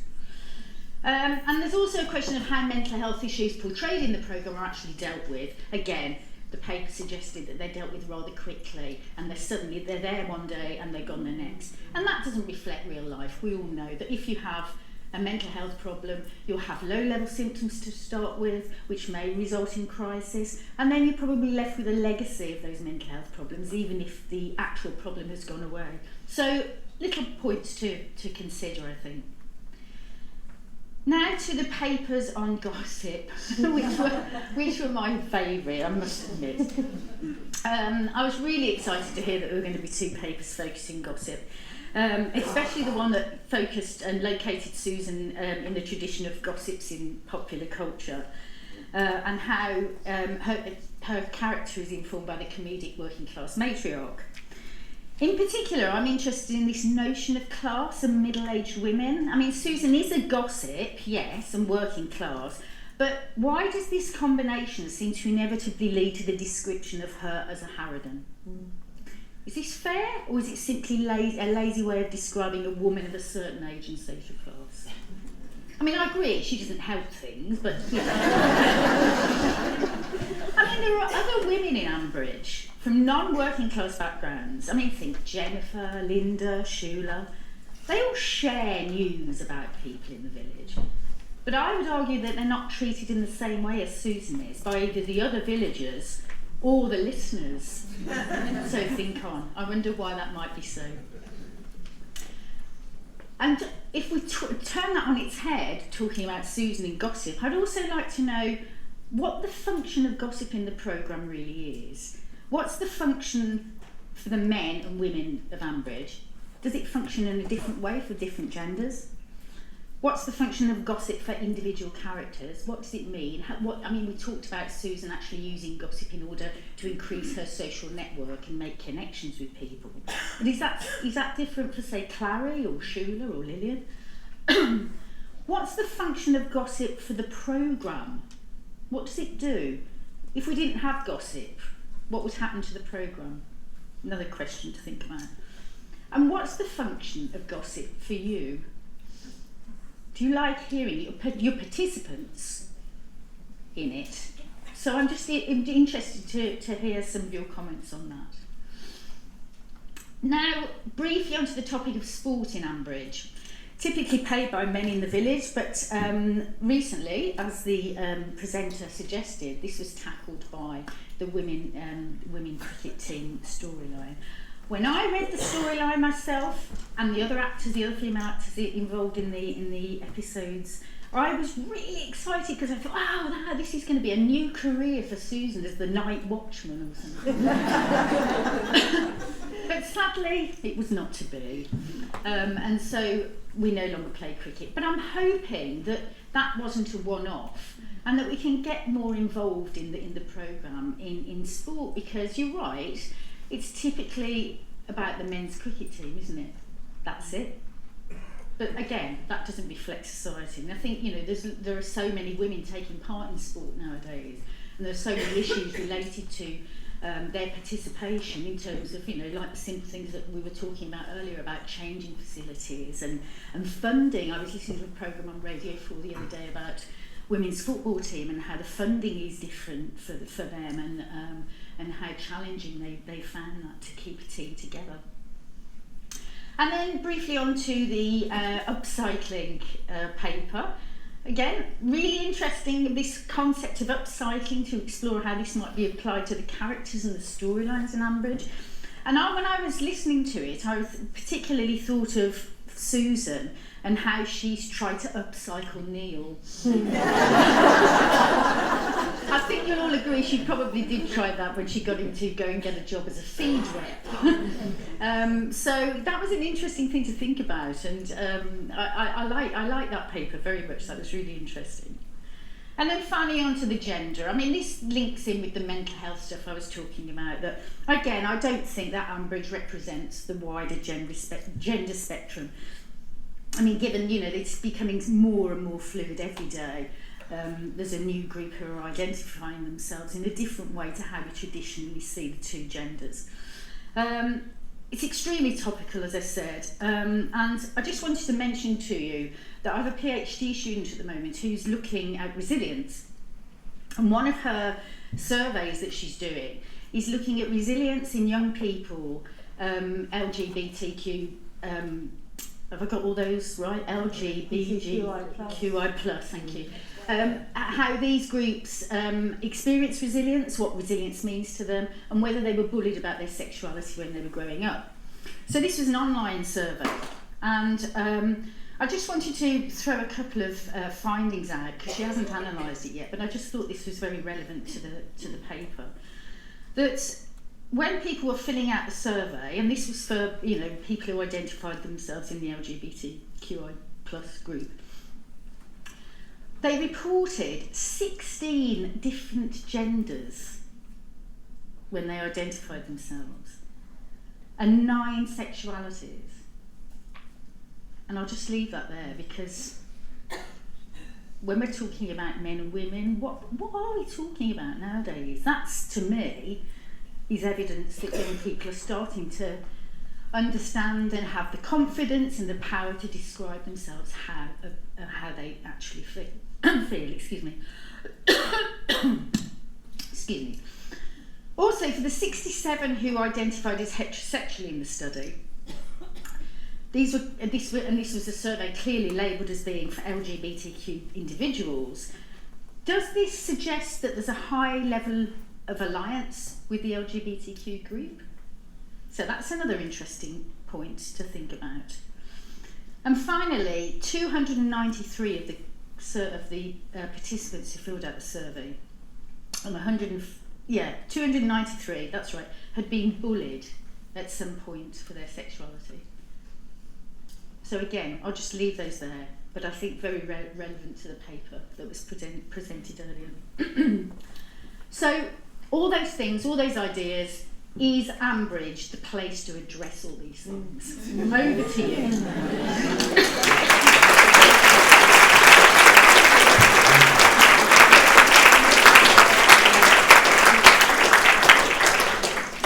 Quite fearful that everybody's hand's going to go up now, but any questions? I'll come and sit down. Right. Second row in here, and then we can go up to the back. I thought that was really interesting, and I just want to follow up on your point about Susan being labelled differently to Jennifer and Jill and the other women. And there's a whole theory in sociology called labelling theory, and it looked at how working class boys and middle class boys are treated when they do exactly the same thing. So if they break into cars and steal them, working class boys are locked up and criminal and they're labelled, and middle class boys are getting up to hijinks and, you know, they're spirited, and they end up with completely different criminal backgrounds. So I think you're right. Yeah. Susan's hard done by. Yeah. Thanks. The gender and sexuality paper. My neighbour and I were just briefly talking. We don't remember there ever being a lesbian in Ambridge. No, you're absolutely right. I was talking to her. She didn't live there, did she? She didn't live in Ambridge. But that was a very, I mean, I think you're absolutely right. It was a backstory. It was very small. She was only there for a short time, and then she was gone, wasn't she? I mean, it was. I think you know, what I'd be interested in is having longer term, you know, established characters. What I wanted to say was that, I mean, we're talking about reflecting contemporary values. I mean, there's actually a very long tradition of accepted lesbian couples, particularly in rural places. They're far less threatening to the community than gay male couples are. And they appear in fiction from really surprisingly early in a positive light. And it's just very surprising that the lesbians of Dorsetshire are keeping quiet. You'd really think they don't come into the farm shop. They all live in Penny Hazard. go to the question at the back? Thank you. My mother, who was a Glaswegian, used to say a trouble shared is a trouble doubled. Susan's gossip, it seems to me, is the collective imaginarium of Ambridge. Yeah. She says the things we think but don't say. She doesn't think twice about what she's doing. She's a person, a real person. In that sense, I think she's not one person. I think the role is that of the chorus. She's the Greek chorus. She's a I agree. Of course I do. But I also think, do you know, I think Susan is you. Because, and I'll explain that, what I mean by that. I think that she says all the things that you lot are thinking about the storylines and the characters. I think she's verbalising them. Perhaps that's why you don't like her very much. And that's what the chorus does. Yeah. Exactly. Claire? And sorry, were you there? No, you're there, Abby. Sorry, we'll come back. Claire. Yeah. This lady here. Just as I was listening to Claire Mortimer, it occurred to me like a lightning bolt that where does gossip end and networking begin? Oh, good point. Grey area. It's all about perception, isn't it? You know? So we'll go to this question and then at the back. Yeah, I think I saw the machinations this week about Brian sort of, gaining support behind the scenes. That's not seen as gossip, but it's basically the same thing. Anyway, my question is, as a child psychologist specialist, how disturbed is Henry going to be? Well, it depends on his social support network. Oh my God, he's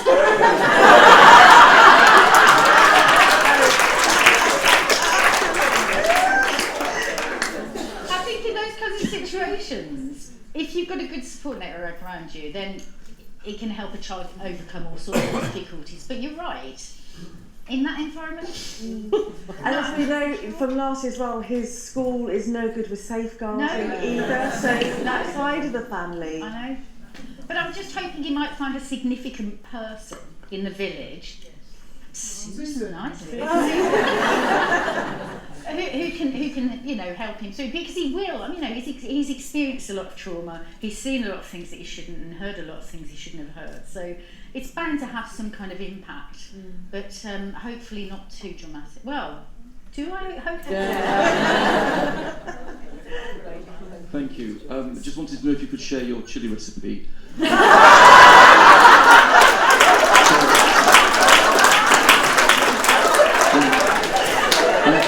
Could I just confirm? I'm asking for a friend. I'll see you outside after this. So something that I wanted to ask about, and something that we've talked about a lot, and there's been a lot of chat online about. It was really helpful for you to put into context about what having women writers show up, and of course Vanessa Whitburn, because you would have worked with her for years and years. And I was reading some of the old Archer's books, if there were books before our book, but there was quite a lot of chat about how she was trying to kind of enforce feminist storylines. And there was some pushback from the kind of more right-wing media around, this is all kind of, women's lib kind of stuff. And I was kind of wondering about that, because there certainly is a lot of women in Ambridge, but there aren't a lot of feminists in Ambridge. No. And, my own personal hobby horse, bloody Pat, right? Being a feminist isn't about, positioning yourself. It's about, at the point at which you might be required to notice something, then you might actually have had some form of empathy with that whole business. So, we probably have Kirsty as a feminist. Yeah, she's the most likely. Yeah. In terms of, and I guess, one can discuss one's definition, all day. Yeah. And the thing that I think is interesting in the village is that the mothers and others thing I find quite problematic, because there's quite a lot of lady academics who don't have children. Yeah. And Brenda, great hopes for Brenda, degree educated, career focused, buggered off. Yeah. And Alice seems to be now just following her granddad down the you know, what's wrong with educated, emancipated, feminist characters in a drama which is so clearly full of women, but not necessarily feminist women? That's not to shout out this kind of No, it's fascinating. Fascinating point. You've got, I'm interested to see Lily coming up through, because she's blatantly going to take over the business. Yeah. It's not going to go to Freddie. Well, I will anyway. And then Phoebe as well, and that's a really big storyline. And what's Phoebe going to become? Yeah. Debbie, though, also professional woman disappears. She buggered off. Yeah, exactly. She's gone. So Yeah. She was too good. Yeah. I think in the storyline with Emma as well, and I was so disappointed in Linda when she wasn't being an ally to Emma. She was going on by her class allegiance rather than her gender allegiance. And actually, I think Susan more consistently would be an advocate for women over a class. Yeah, no, like I think that. she would. Yeah, I think she'd be useful to use them in that fashion. Yeah. Whether or not that will happen, I don't know. Yeah. We have a question here. Well, it's referring to your feminist point. I wonder if you're confusing feminism with sort of taking your own lead. Like you can be. I was just saying to my mum, Jill, for me, I view her as quite feminist. She's strong-willed. She takes a lead on. I'm not a long-time listener of the Archetypes. So maybe going on a couple of years. So maybe in the past she's let down. But you know, you can want to bake flapjacks and take care of your family while still being a really strong feminist. So don't confuse the two. Of the Alice can't follow in her granddad's footsteps and take a strong lead at the front. I meant as a pisshead.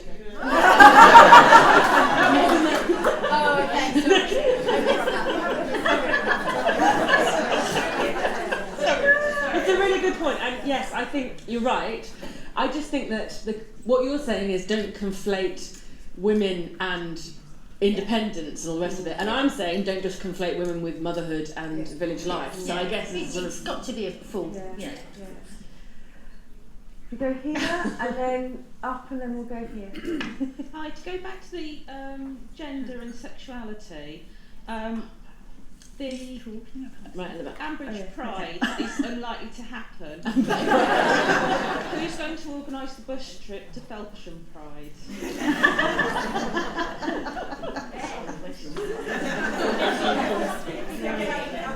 Could Jack become Jacqueline?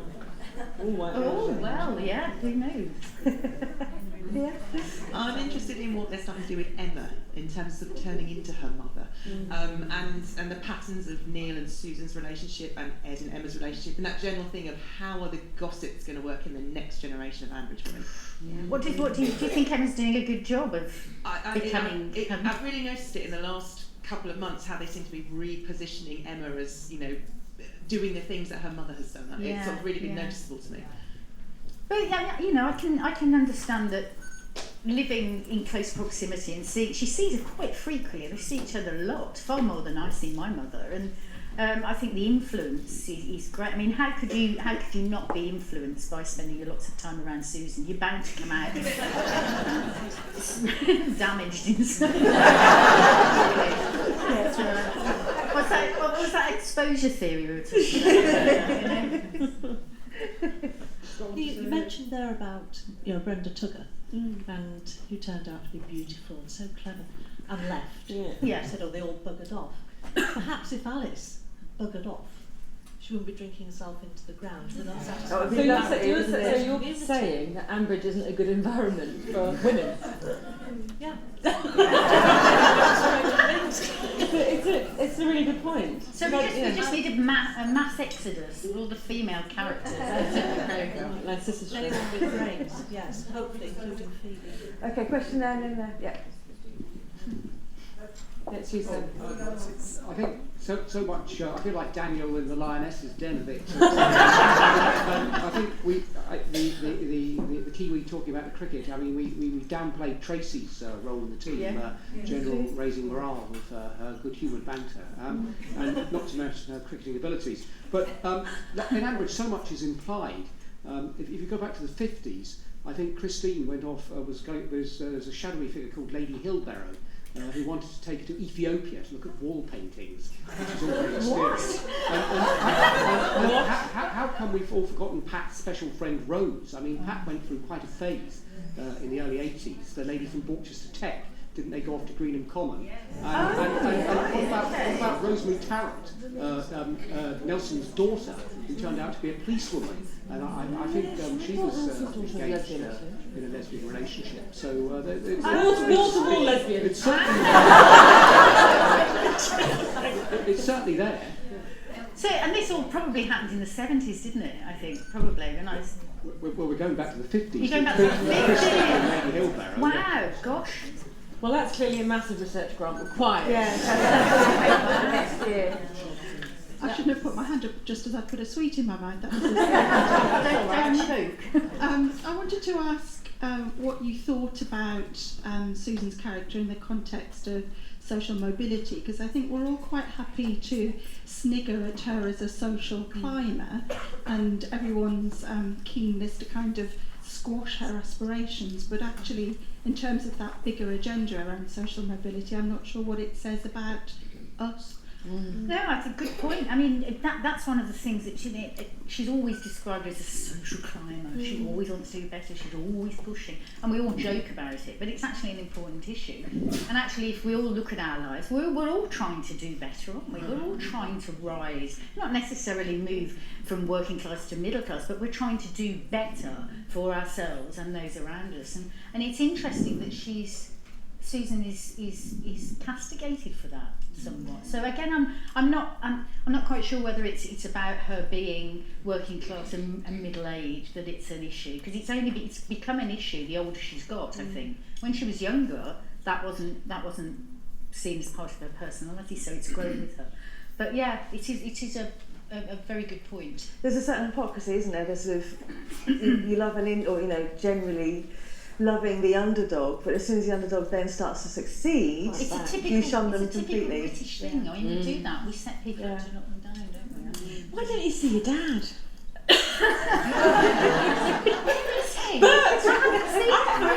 Anyone had a Bert for years? No. He's living in a flat somewhere, I think. I don't know. So, could we go back to everyone that gave a paper for their reflections on everybody else's papers? Would that be all right? So we didn't really get any questions. I'm looking at... Shall I come back to you, Lou? Claire, do you want to... first? I just wanted to add what you were saying about Susan and aspiring to become middle class. I think there's been a lot of pathos in terms of her attempts in the last couple of weeks to change her job. And even though we are meant to laugh at her thinking that she has all these abilities which aren't recognised, I genuinely felt moved by the episode when she sort of when Neil realises why she's trying to do it, to protect him, but also the fact that actually she has got a lot of ability, she has got a lot of skills. I know that maybe then, she's not going to be a top lawyer, but there is no place for her. Maybe she needs to leave Ambridge too and go Edit that out, John. We want her in an old person's home. Lou, do you want to come back on anything? I just had a text from my daughter saying, I heard you used my name. Oh! Did she? Say that, everybody. Why did you say your daughter's name? I told everyone that she said my fart joke would have... Oh, yes, she did, yes. All right, everybody, erase your memory of that. Sorry. I think Susan's fabulous, and without Susan, we wouldn't have the Archers. But I think Susan's going to have big things happen to her because Emma is going to become Prime Minister. all your influential dreams are going to come true. Oh my goodness, yes, I'll be in the Shard before you know it, won't I? Dying 10 Downing Street. Thank you. No, it's I think that as well. I think she's. I mean, I don't know because I don't know the storylines, but there's been a lot of the episodes I've been doing recently here talking about kind of trying to improve yourself and kind of manipulating things to work out. So I'm just hoping that the job as Queen of Kafir is profitable, and don't let me forget to get my Shan. I did ask whether the Chuckling Goat had received your Susan's CV. I think I've got one with me. Good. I think you're absolutely right, Lou, and I think sometimes one's greatest achievement is not something you do, but it's someone that you bring into the world. So it might be that Emma. Yeah. I mean, please God, can we have her making a success of this local politics business? I think that would be fantastic. I think she needs to do something. And we talked last year at length about how there's no member of parliament, there's no, and it gets back to the thing about there's no authority above the parish council, and obviously there's a lot to do with that, is because you don't want to situate it, so it becomes problematic. But why can't she go? Why can't she kind of, But actually, we've talked about the educated, the formerly educated women of Ambridge. I never thought I'd be shouting at the radio, but she's right, when I was hearing Susan's marketing for the career and talking about labelling theory. Susan had her own labelling theory, which is really, really good, and she's right. That knowledge is incredible. Well, she didn't. Even cleverer. Even cleverer. She worked on it a lot herself.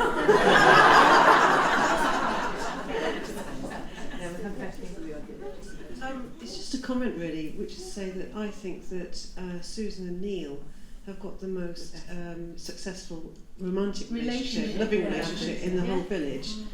And in terms of Susan's sort of power and influence, she certainly has a lot of sexual influence over Neil.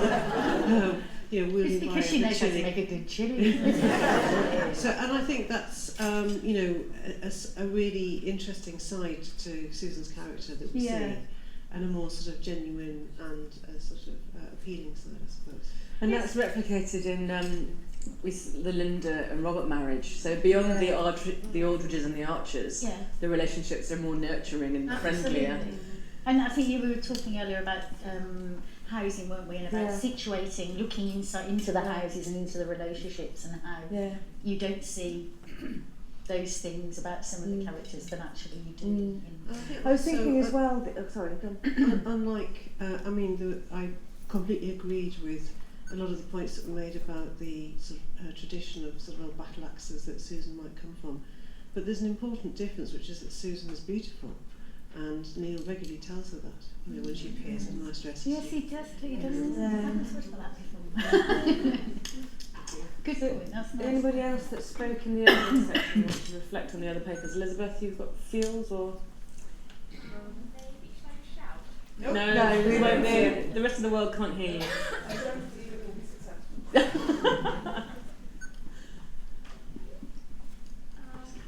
So thanks very much. I'm not sure that you particularly, you basically just said that it said the issues that I identified are issues. So I was trying to cram a lot into 5 minutes.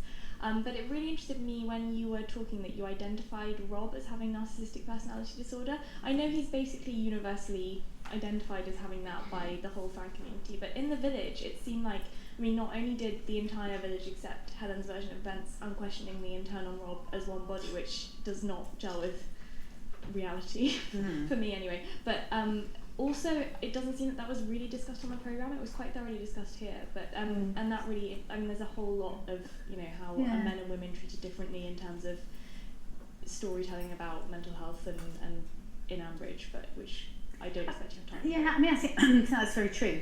I do think that we all know a lot of people with narcissistic personality disorder who operate quite functionally and do what they're supposed to do, and no one would probably question some of their behaviours. And I think that's how I think he was part of the traits of a narcissistic person is even manipulation, and I think he was very clever at manipulating the people in the village, manipulating Helen, and manipulating the listeners to kind of, I don't know, because I think for a long time, because the storyline was a slow burner, which I think worked very, very well for that storyline, there were moments when you thought, oh, he's really weird, and then you thought, oh no, he's not.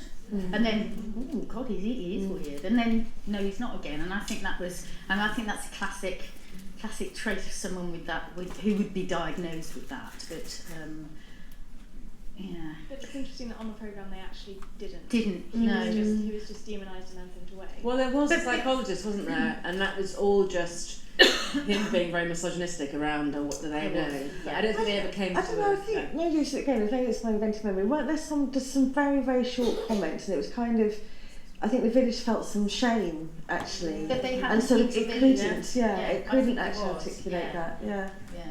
It's interesting, the first time we had Academic Archers, which was sort of 3 years ago today, I remember really clearly somebody standing up for Rob, and do you remember our old guard?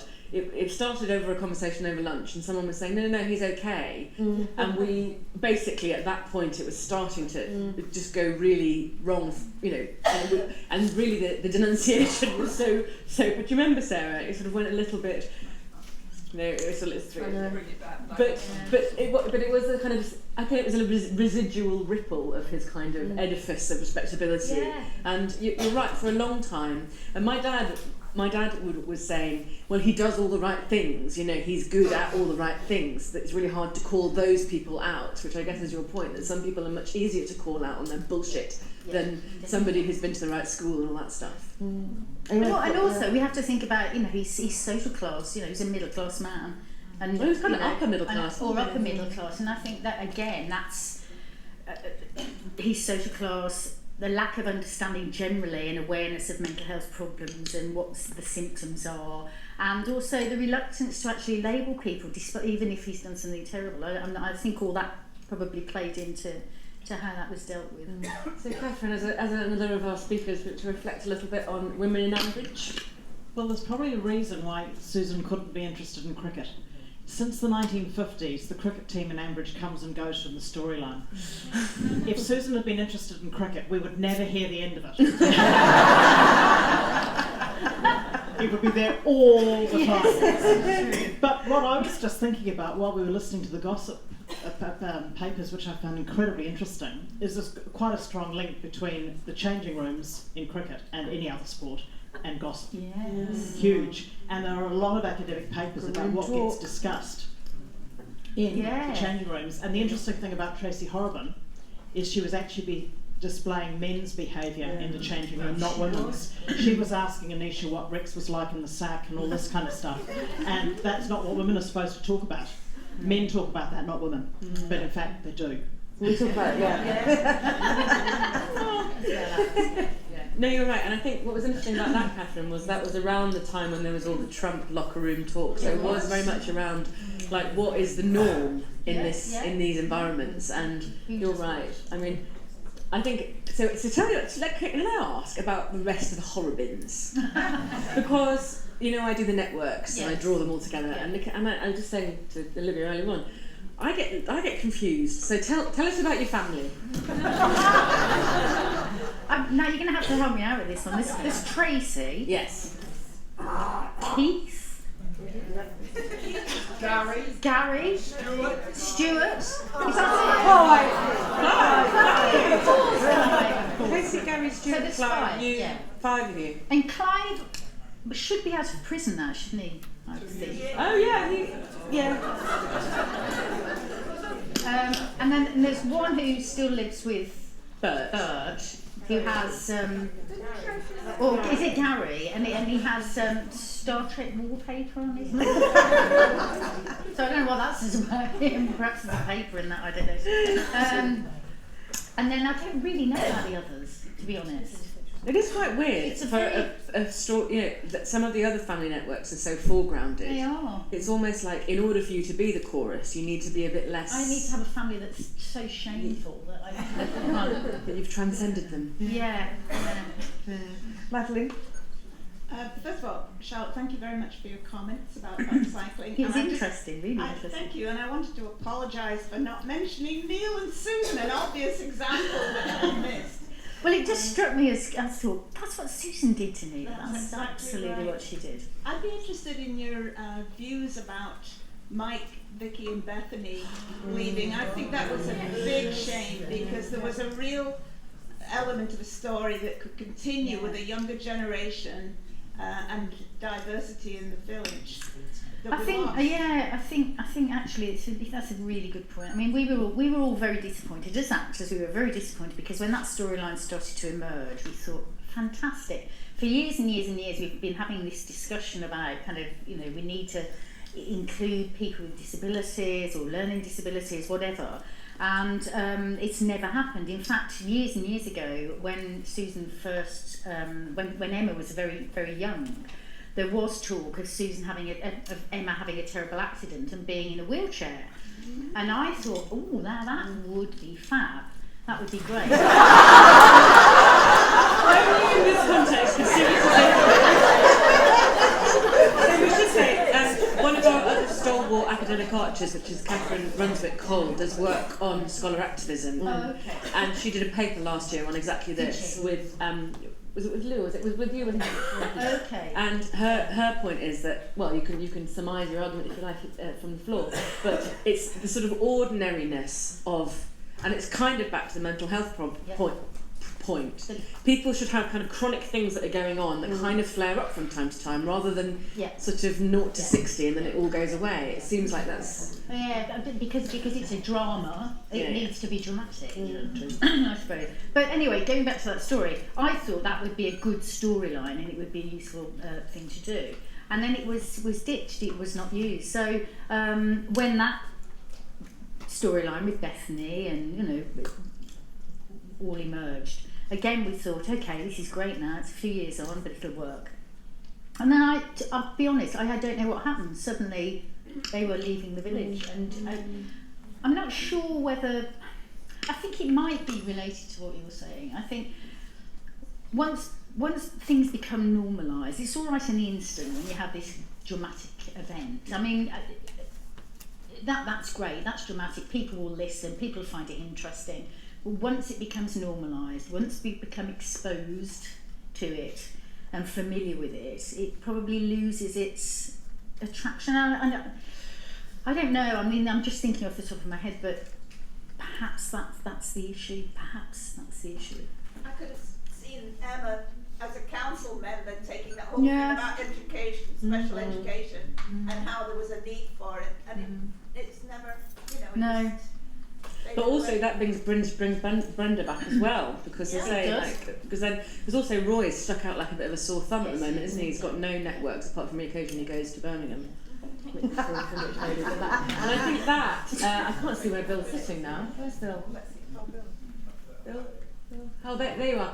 I think we talked about this, I think, online. It was about one of the attractions for Peter, our third academic archer, was he just couldn't believe that a gay couple would just be a normal couple getting on with normal stuff. Yeah. And he thought that was quite inspiring at the time as a young gay man. So I'm interested if the Adam and Ian relationship might have served that purpose, but now with the sort of... Everybody's used to them. Yeah, and then when they have problems, they're just their relationship problems rather than specifically kind of gay problems, which I think is... But did you want to say anything about all of this terrain since you were a speaker?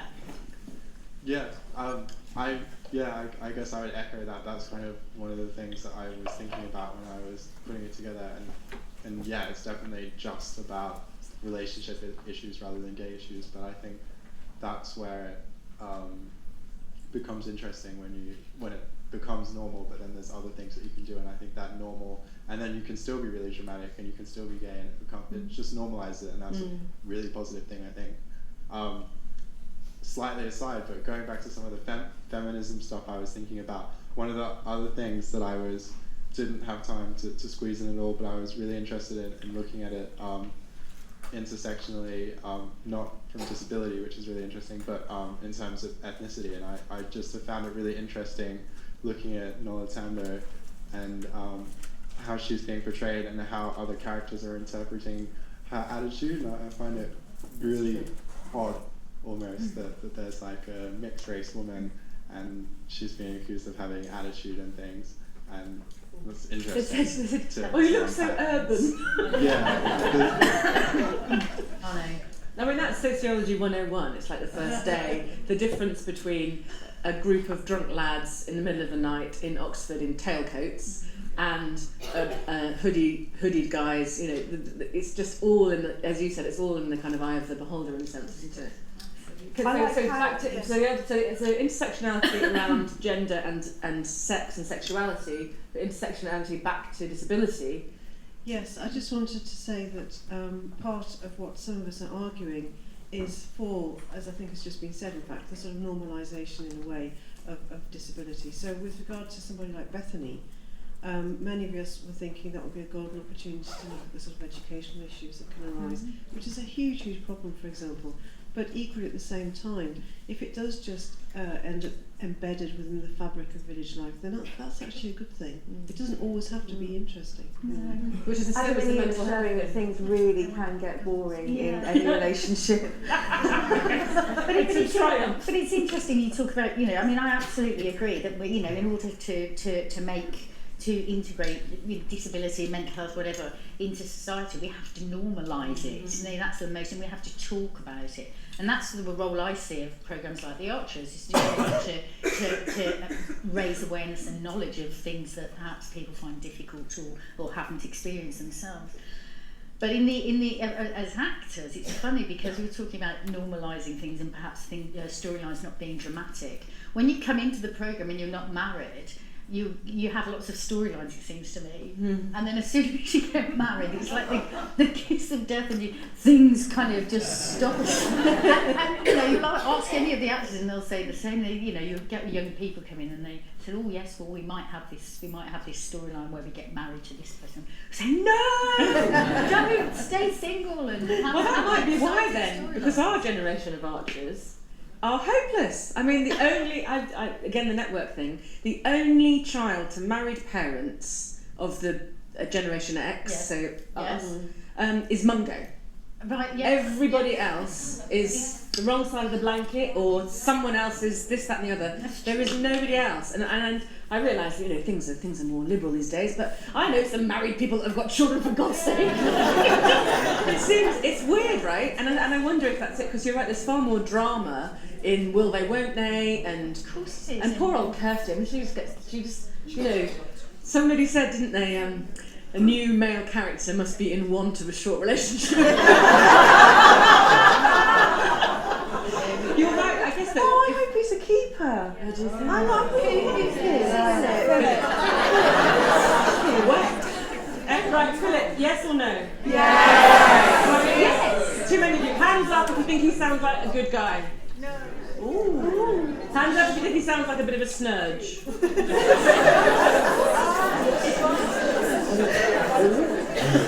Right.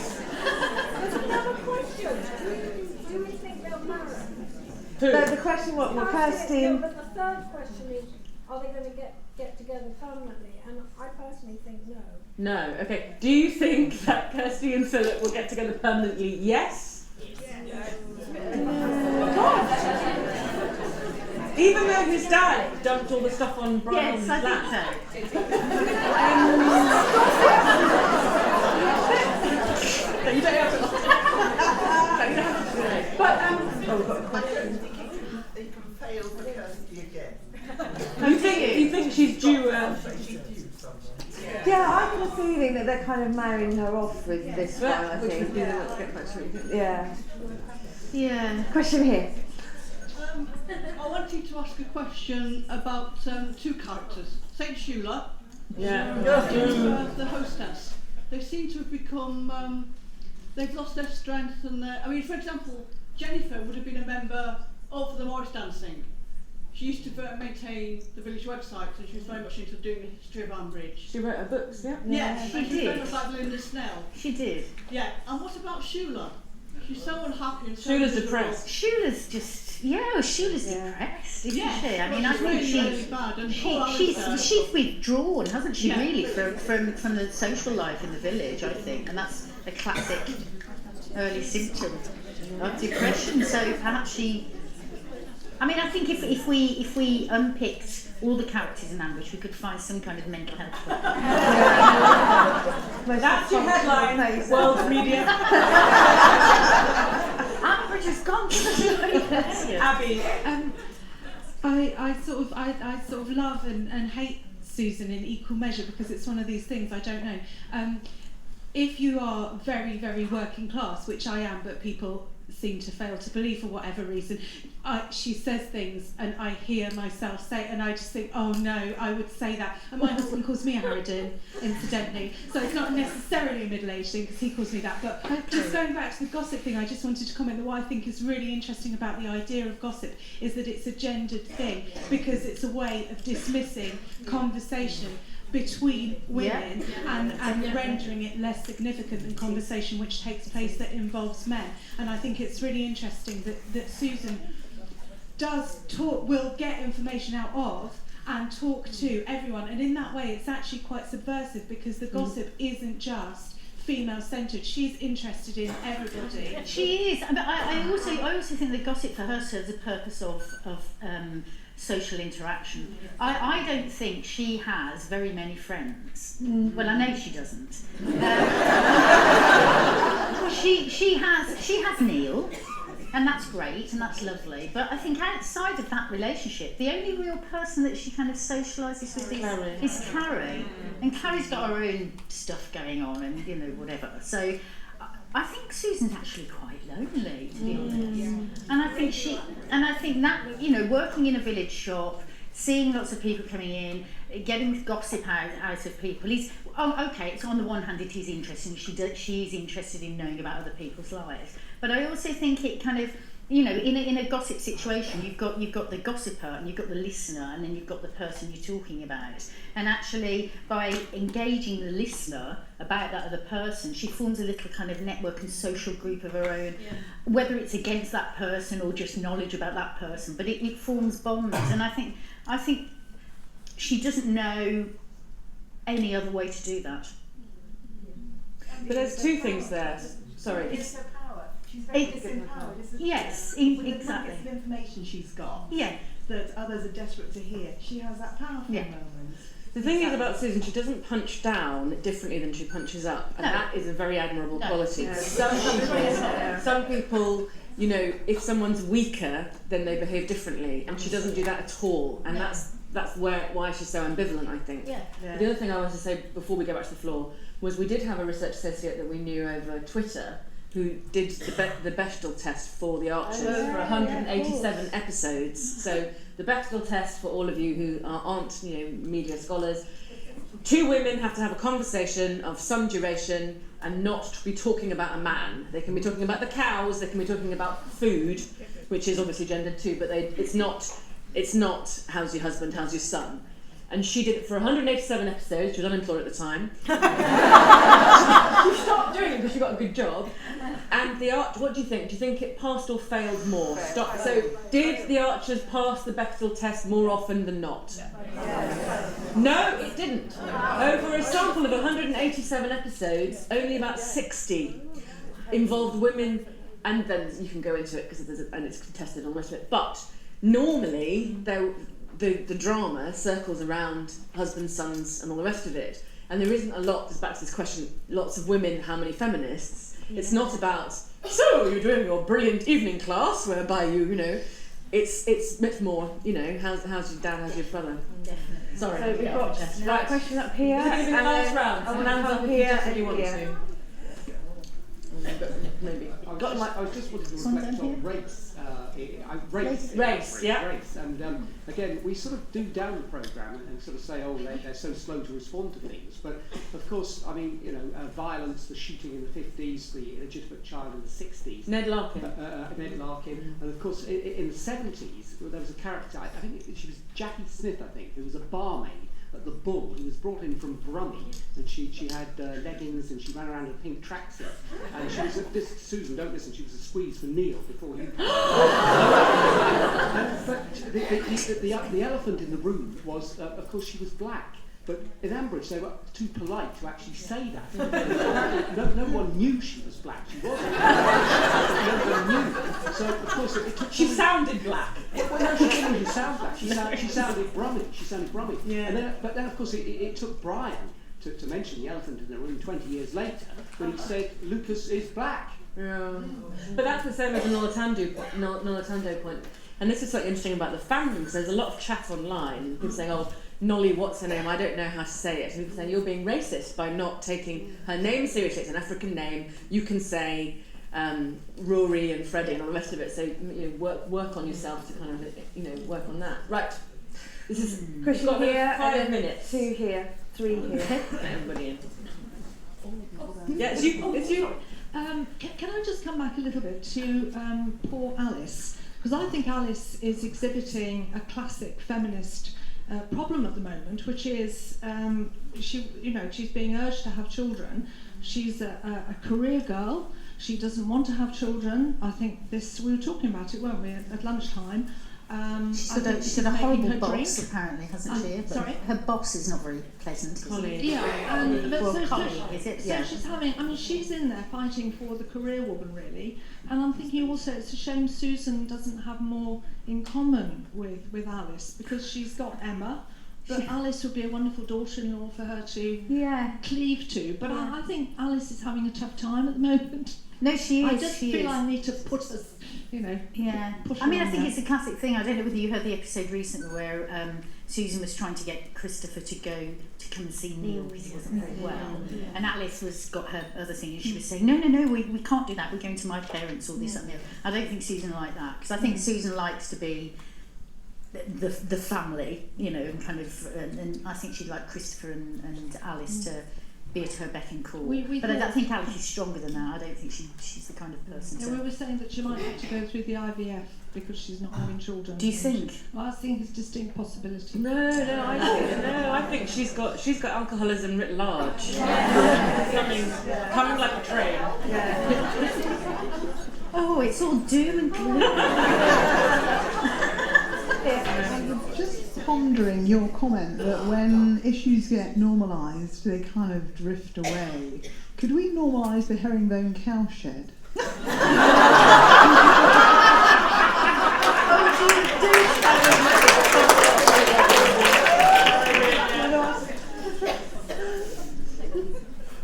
I'm just wondering if Susan is a tiny bit unlikable, because she seems to me rarely to display empathy for other people, so all gossip for her is currency. She doesn't ever put some of it aside and say, actually, that's not something I'm going to share with anyone else. So she's unempathic, you think? I think, she's very, very devoted to her own family and to improving their prospects, but I can't think of really any occasions where she's rejoiced in the successes of others. And And you can again contrast that with Linda Snell, who occasionally, and so there are Linda Snell haters, but occasionally she does make common cause with somebody, and she is quite discreet and supportive. And I had never noticed that until it was pointed out to me, and then you hear it all the time, that actually she does do that, yeah. Whereas Susan certainly doesn't. Perhaps, I can see what you mean about her being unempathic, but she doesn't very often consider other people's feelings. And she's not terribly, she doesn't listen to people very, very well, does she? I believe that she might be on the autistic spectrum. That's a qualified point of view, though. But seriously, why I'm saying that is that the autistic spectrum is a continuum, and we all know that people who are diagnosed with autism are right at that end very often. But the people can be at any point along it, and I definitely know some colleagues who display traits of autism. Now, I'm not saying Susan's diagnosed with autism, but I think she might have some of those traits in that she finds she doesn't really connect, and it goes back to my point about her not having very many kind of friends or close allies, that she's kind of separate. And times as well when it takes Neil to point something out to her that she then realises. Yeah. So I'm thinking off the top of my head here, I'm just throwing things, but that's an interesting point about her empathy or lack of it. And if we, for the purposes of this question, if we just go with it, so as an actress, is that in your head that she might have those kind of tendencies, or is it more that you're following the storylines and you're trying to do justice to what you see her as like? I try my hardest to flesh her out in my head as much as possible. So when I get my scripts and I see what storylines coming up, I'll try to think, okay, what's the backstory here? What possible conversations might she have had with various people about the issues that are going to come up? How would she feel about it? What would her be responses to it? And try to flesh her out as much as possible, because, as I say, we don't get the scripts till probably 2 or 3 weeks before we record them, and unless it's a massive storyline, then we are not privy to them until a few weeks before. So it's important, I think, for all the characters to spend some time just fleshing them out. I think, and that's our job as actors, obviously. But I think being in psychology as well, I think that's informed my thinking around who she is and why she does the things she does. Right, we've lost the anarchists. That's one thing. We're at time. Yes. Oh, we could go on. I know. That was so really lovely.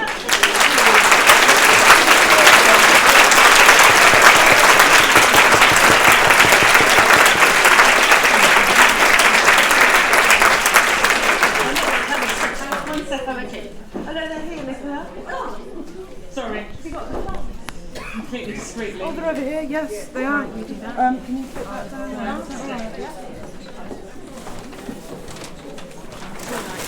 Oh crap!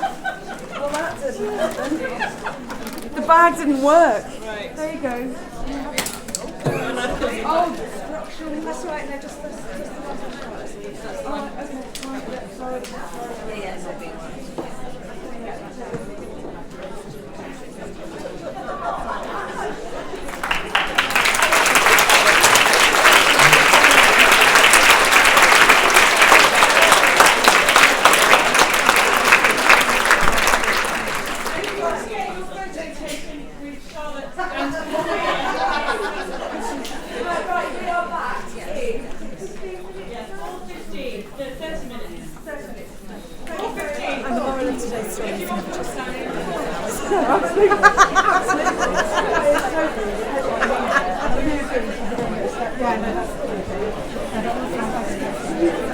So what, I'll put them down here or something?